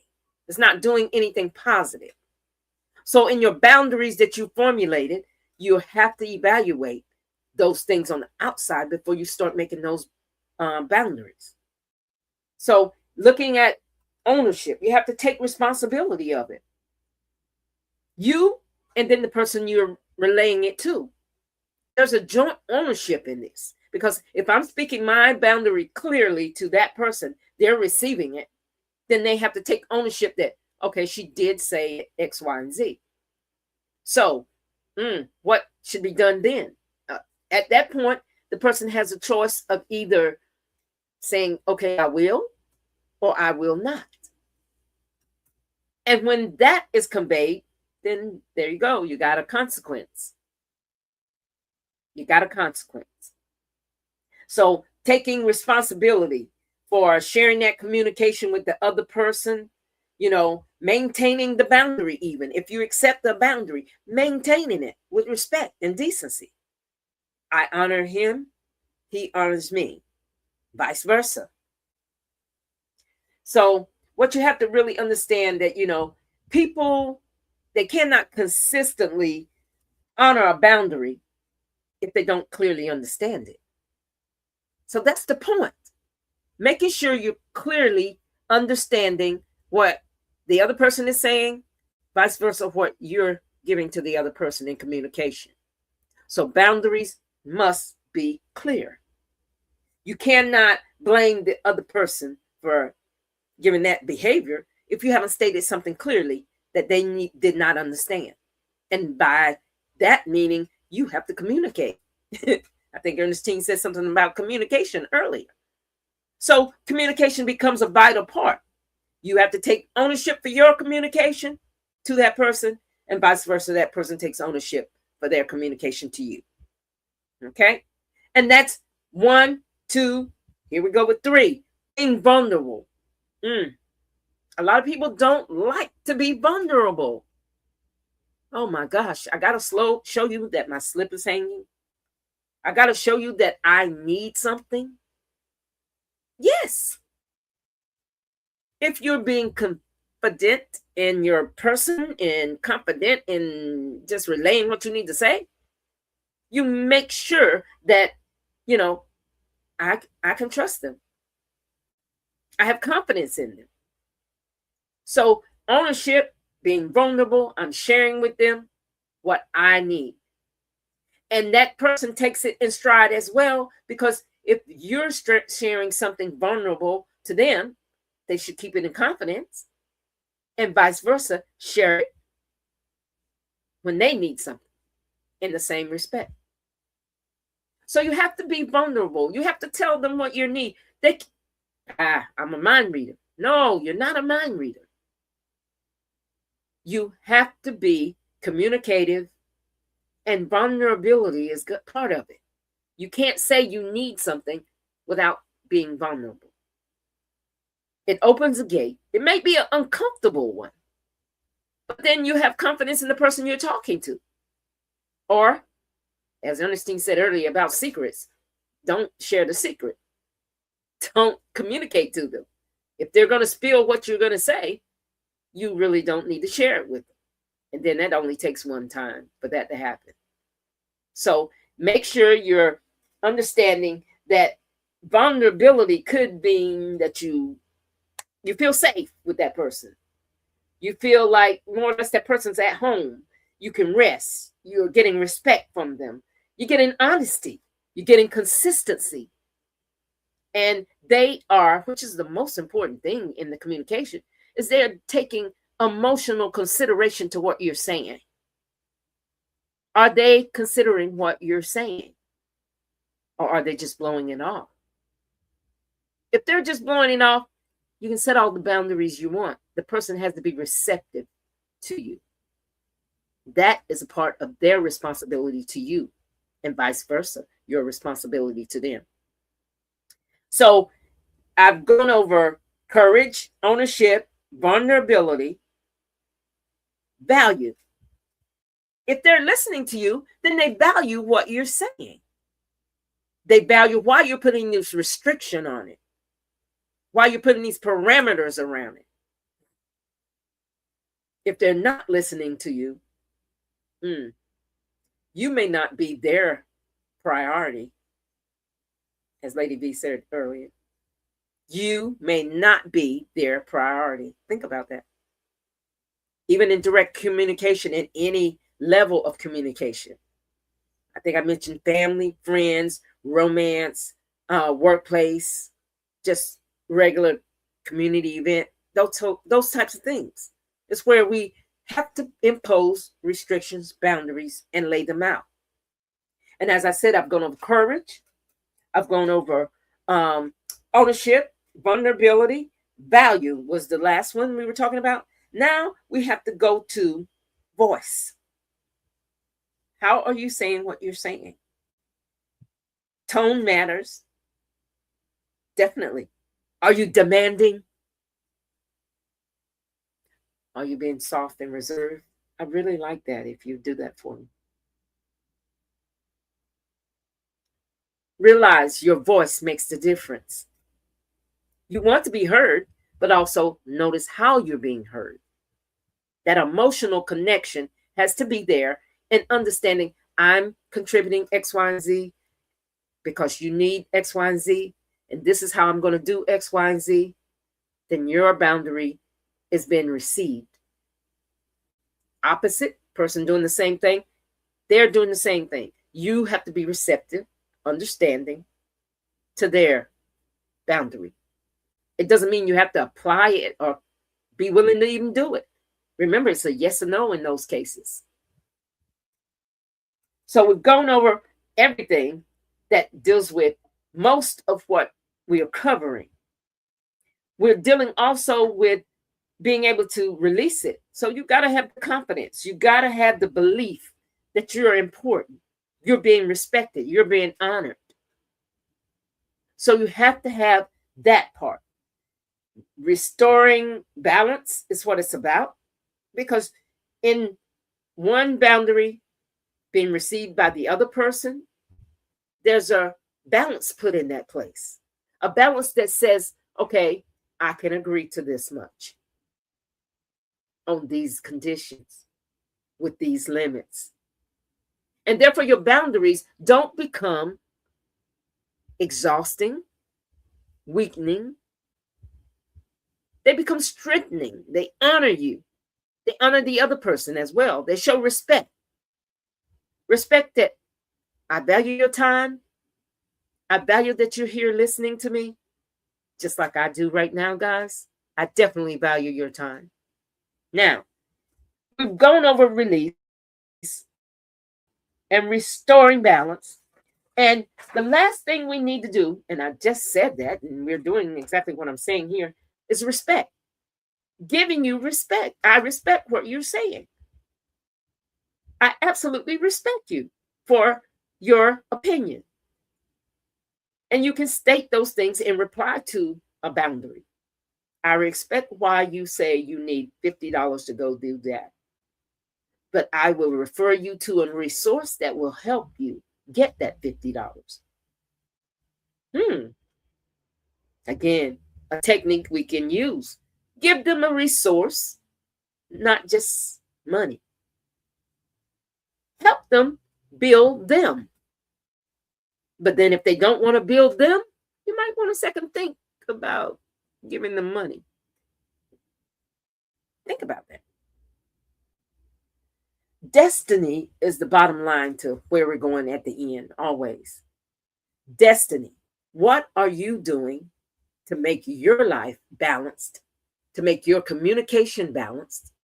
And this boundary that you're setting is going to build that. If you're doing things in a positive manner, you're setting up what I need, you're conveying how you need it, you're conveying the limitations on it, and you're conveying also the conditions if it continues or not continues. You set a boundary that's going to be healthy. You set a boundary that's going to make sure that you keep investing in that person, investing in what you're doing, investing in sharing what you're doing.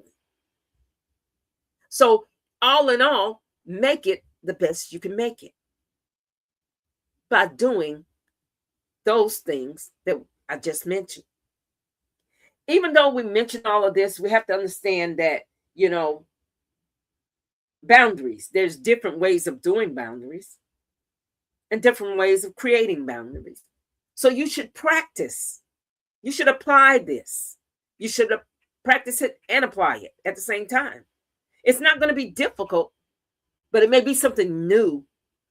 We took that self-assessment, so we should know where our scores are, kind of what category you fit in. If you were in that 19 to 20 area, or 10 to 20 area, you were doing pretty good.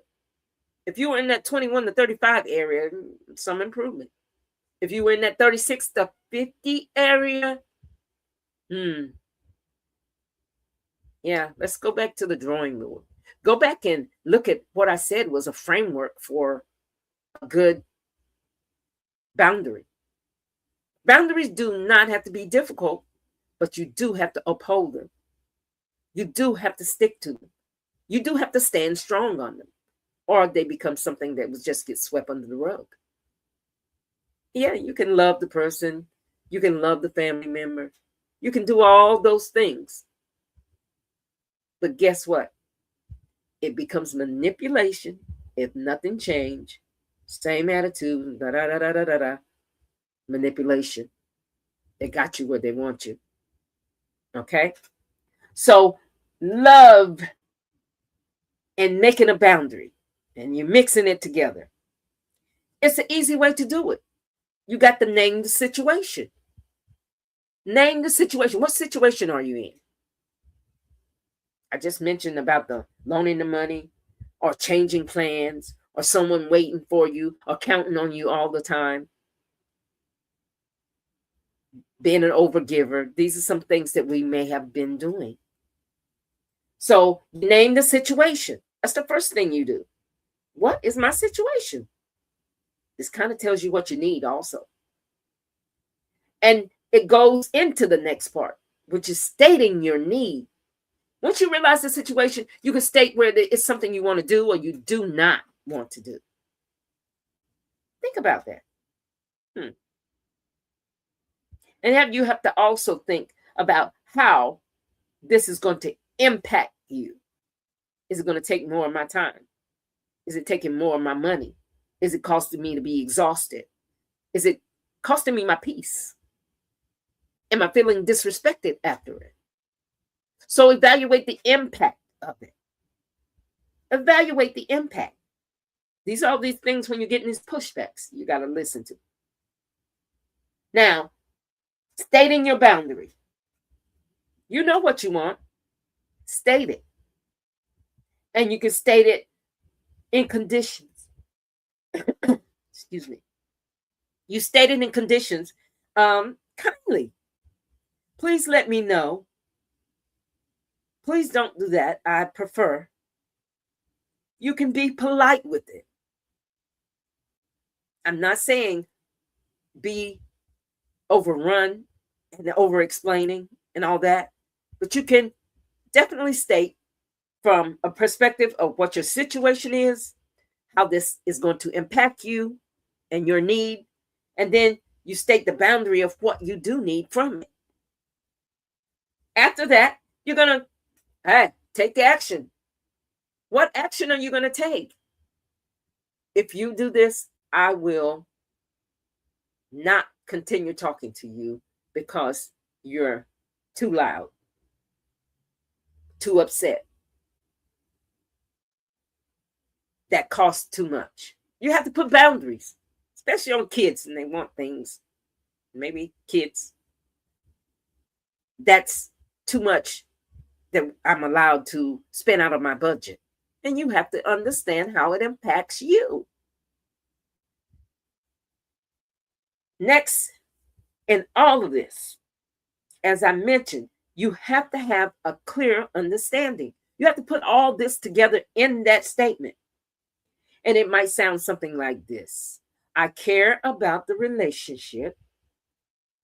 When I'm insulted during a disagreement, I feel disrespected. I'm willing to discuss the difficult issues with you, but I will not remain in a conversation where I'm being called names. If that happens, I will pause the conversation and pick it up at a later time. Wow. That was a full statement. That was a boundary on the actions or the reactions that you're receiving to something maybe you have requested. And it has to bring it to a level where it's agreeable. So there's some compromising in it, definitely. So when it's an area where it's agreeable, as I just said, name that situation, state the need, the impact it's going to have on the need, then state your boundary, then state what action you're going to take, and make it clear and make it plain and make it understood. Once you do those things, you are hoping to get a good communication between you and the other person. It's necessary to make sure it's clarified, though. Clear communication makes it a consistent thing where you do not have to have consequences that the person said, well, I didn't know, but you stated X, Y, and Z. And if this does not, this is what transpires. You made it clear. So don't think of consequences as revenge, because it's not. You have to take action and you have to protect that boundary you just established. Why? If not, you'll be overrun and you might fall into manipulation. Think about that. So don't fear applying those consequences if it didn't go like you needed it to go. This is how we build healthy relationships. This is how we build healthy environments. This is how we build healthy connections.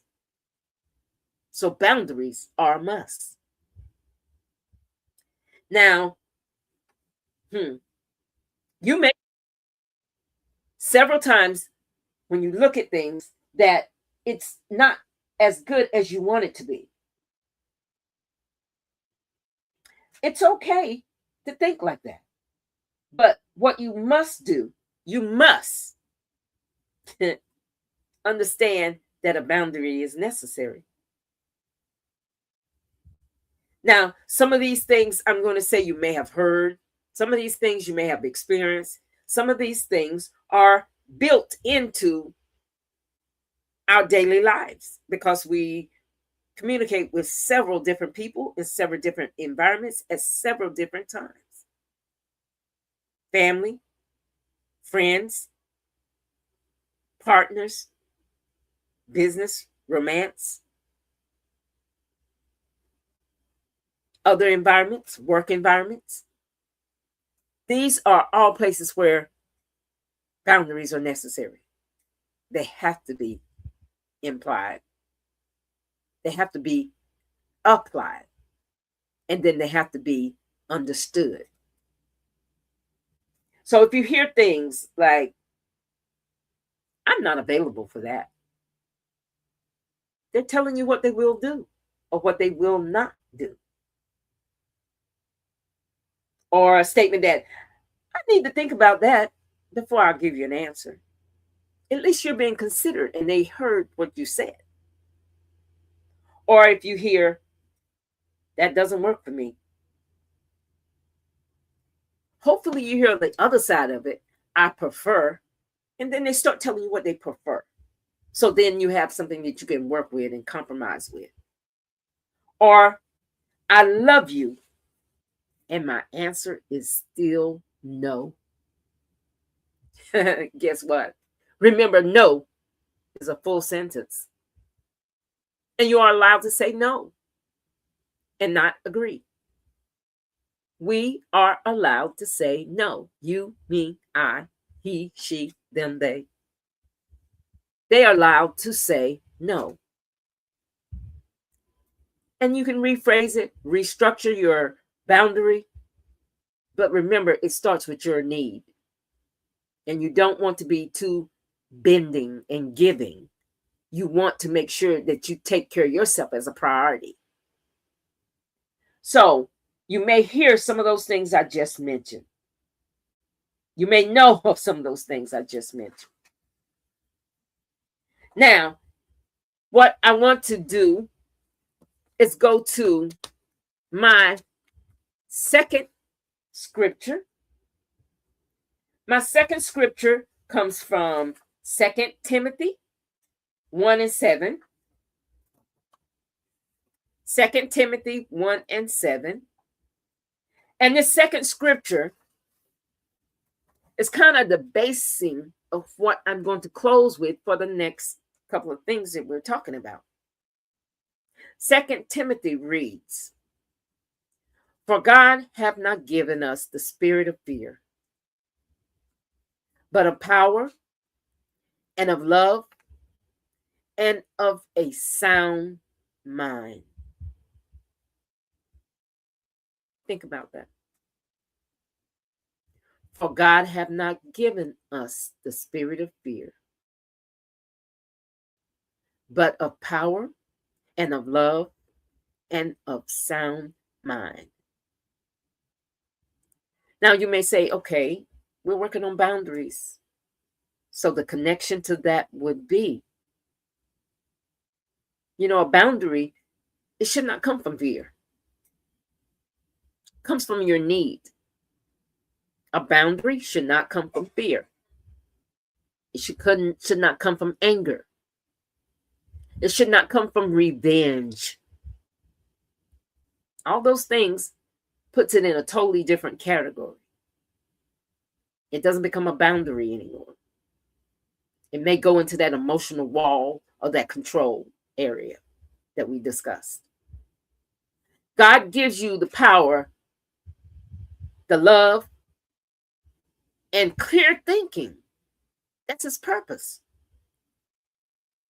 And we're to respond to that, or hopefully to the other person, in a wise and timely manner.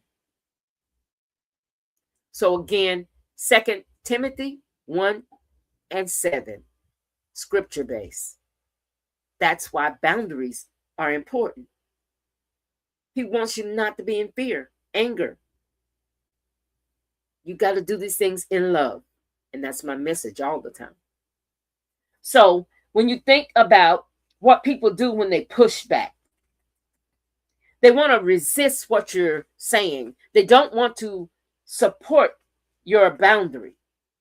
But you got to remember, you can have a boundary, but a boundary does not mean it's wrong. And because they push back, it doesn't mean it's wrong. What it means is they're not agreeable to it. That's simply what it means. They're not agreeable to it. So, people may respond with guilt. After I did all that for you. After I did all that for you. Guilt tripping, making you feel insecure. What about anger? You've changed. You've changed. Where are you coming from with that? You didn't used to be like this. Pushback. Know that the pushback button is arriving on your boundary. How about this? They want to make it small. Oh, it's not that serious.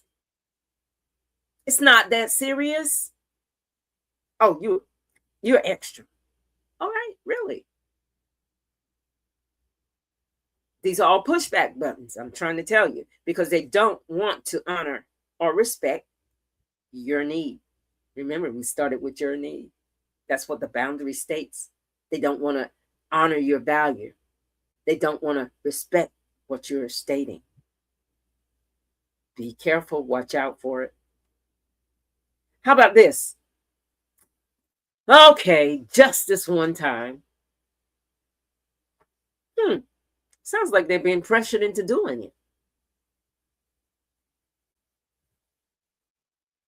You know, you really don't want someone doing it when they're not going to do it with the whole heart. Again, doing it tit for tat. I'll do it if you do this. Conditional. What about blame? That sounds selfish. You're just thinking about yourself. Well, guess what? Who else thinks about you on that degree? You have to start with thinking of yourself that way. That's why boundaries are important. That's why boundaries are necessary. Oh my goodness. And the last but not least, the shutdown, the silent treatment. Well, I just won't talk to you.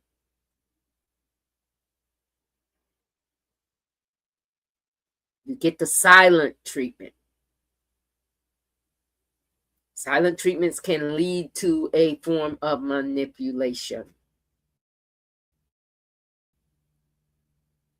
a form of disrespect for what you need. Oh, I just won't talk about it. Oh, that's still an answer. No answer is an answer. Always. I don't know why people think it isn't. No answer is still no answer. And it's a decision. So the silent treatment. These are all ways that you may get the pushback and having your boundaries. So what you want to do is make sure that you're making your boundary clear. I said that.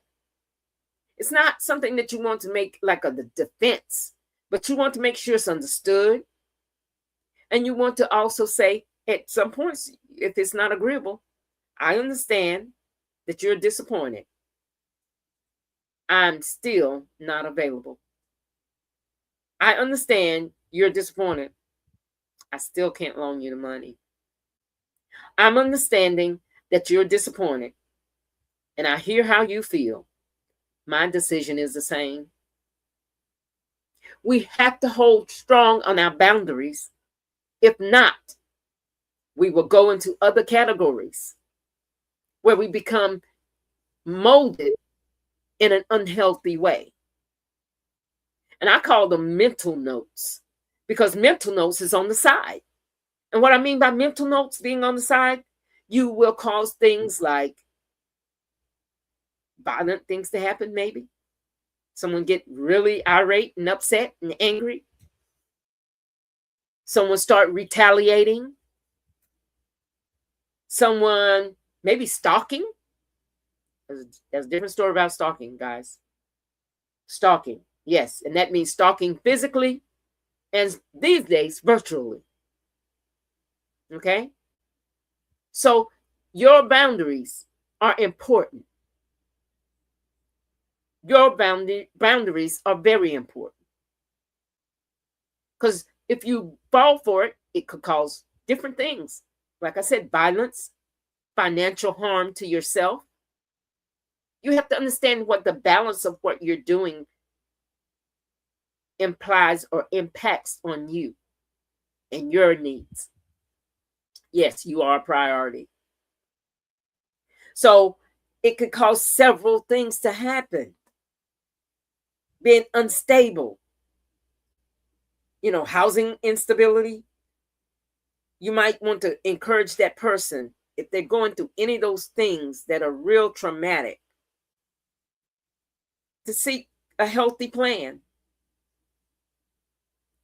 to seek maybe some assistance, professional support, because we can set boundaries.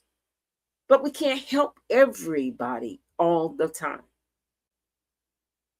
So being realistic in setting our boundaries, make sure that you understand that. That's that mental note on the side. Yes, people will do several things. Any of those above I mentioned. Violence, stalking, retaliation, financial harm, housing instability. Any of those things could happen. Remember, keep that mental health healthy. Okay? Now, in doing these things, you want to keep the boundary solid. You have to notice it, name it, prepare it,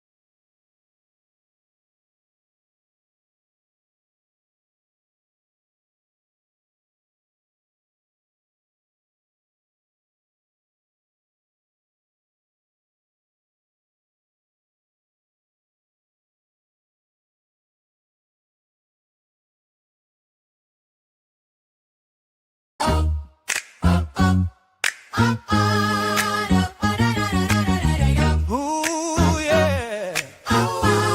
Turn it up, turn it up, turn it up. Don't you act brand new. It's too gone too long. Judgment free radio. And we're waiting for you. Any artist, come on and shine. Business owners, this your time to show the world how you grind. Drop your video, showcase your dream. Let the whole world know who you are. Truth on alone on Judgment Free Radio. Radio. Got a story, we want it. We want it. Got talent, don't hide it. Time to show out. Bring your heart, your hustle, your snacks. We put you on the map, got 'em screaming, who that? Hey, that's you. Go ahead and brag. We celebrate you on the truth. Don't go long, Judgment Free Radio. We're lifting you higher and higher. No judgment here, just love and fire. Step in the spotlight, let your purpose grow. We're the family you've been waiting for. Any artist, bring that heat. Business owners, take your seat. Hit that link, let your greatness flow. On the long Judgment Free Radio. Click that link, boo. Click that link, boo. To go to long tree. Come on home. This is where you belong. To go to long Judgment Free Radio.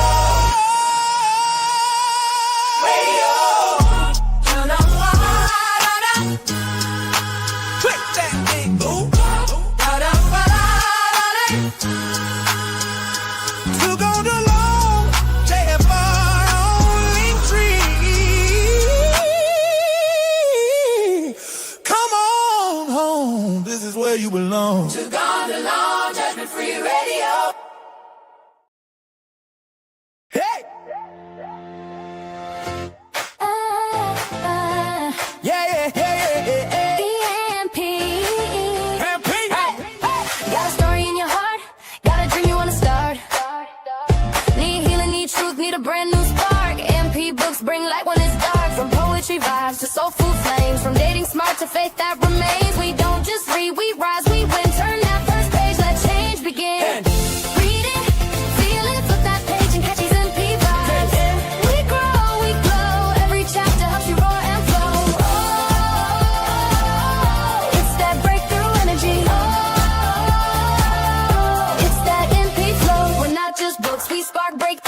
not just words on the page. We awaken you. We're soul shifters, mindset lifters. One good book, our story is a gift. In, read it out loud.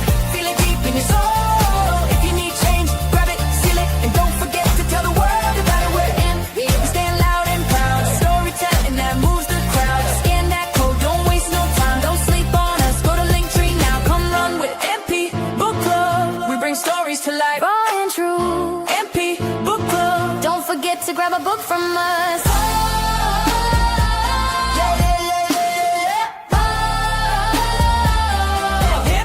Book Club. MP Club. Book Club.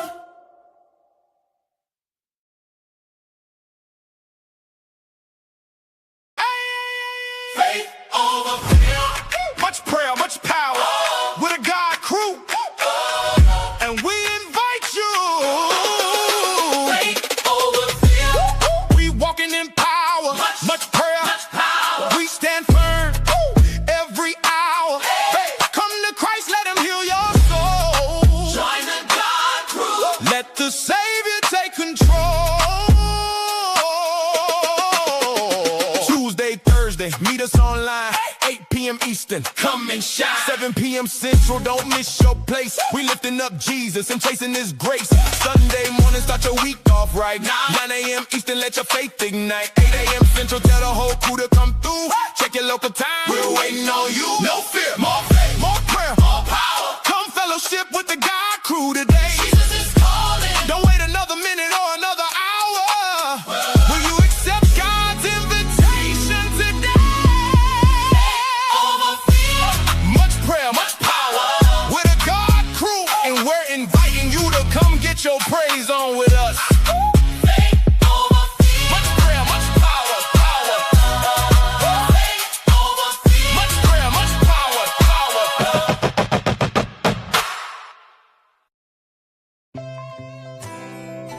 Come party in the vault at the Here Reserve Bling Vault, where you unlock the bling, raid the vault, and frost yourself with our fabulous $8 accessories. At the Here Reserve Bling Vault, our mission is to engage, connect, and build a vibrant community of customers and team members through our exquisite range of affordable accessories.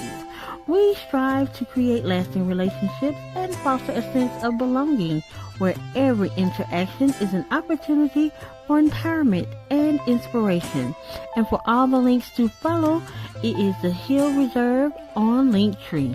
And be sure you register to shop to frost yourself. And you know, we always keep Lady V frosted on the Too Gone Too Long Judgment Free Radio. Come on in and frost yourself.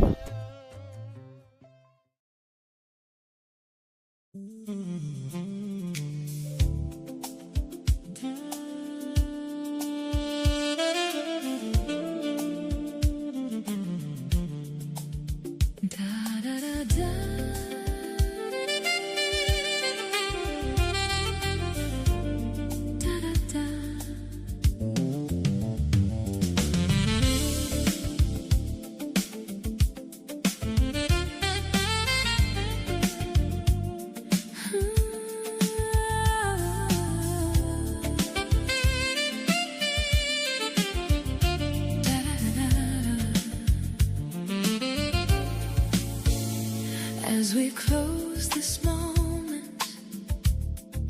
take this love with you. Keep growing, keep healing, keep becoming something new. In love too, what builds and what binds. In love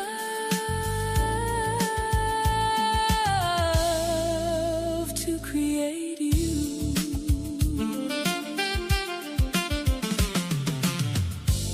Remember, healing is not the destination. Healing is the foundation. That's right, Lady to Love. Thank you for giving us our healthy tools.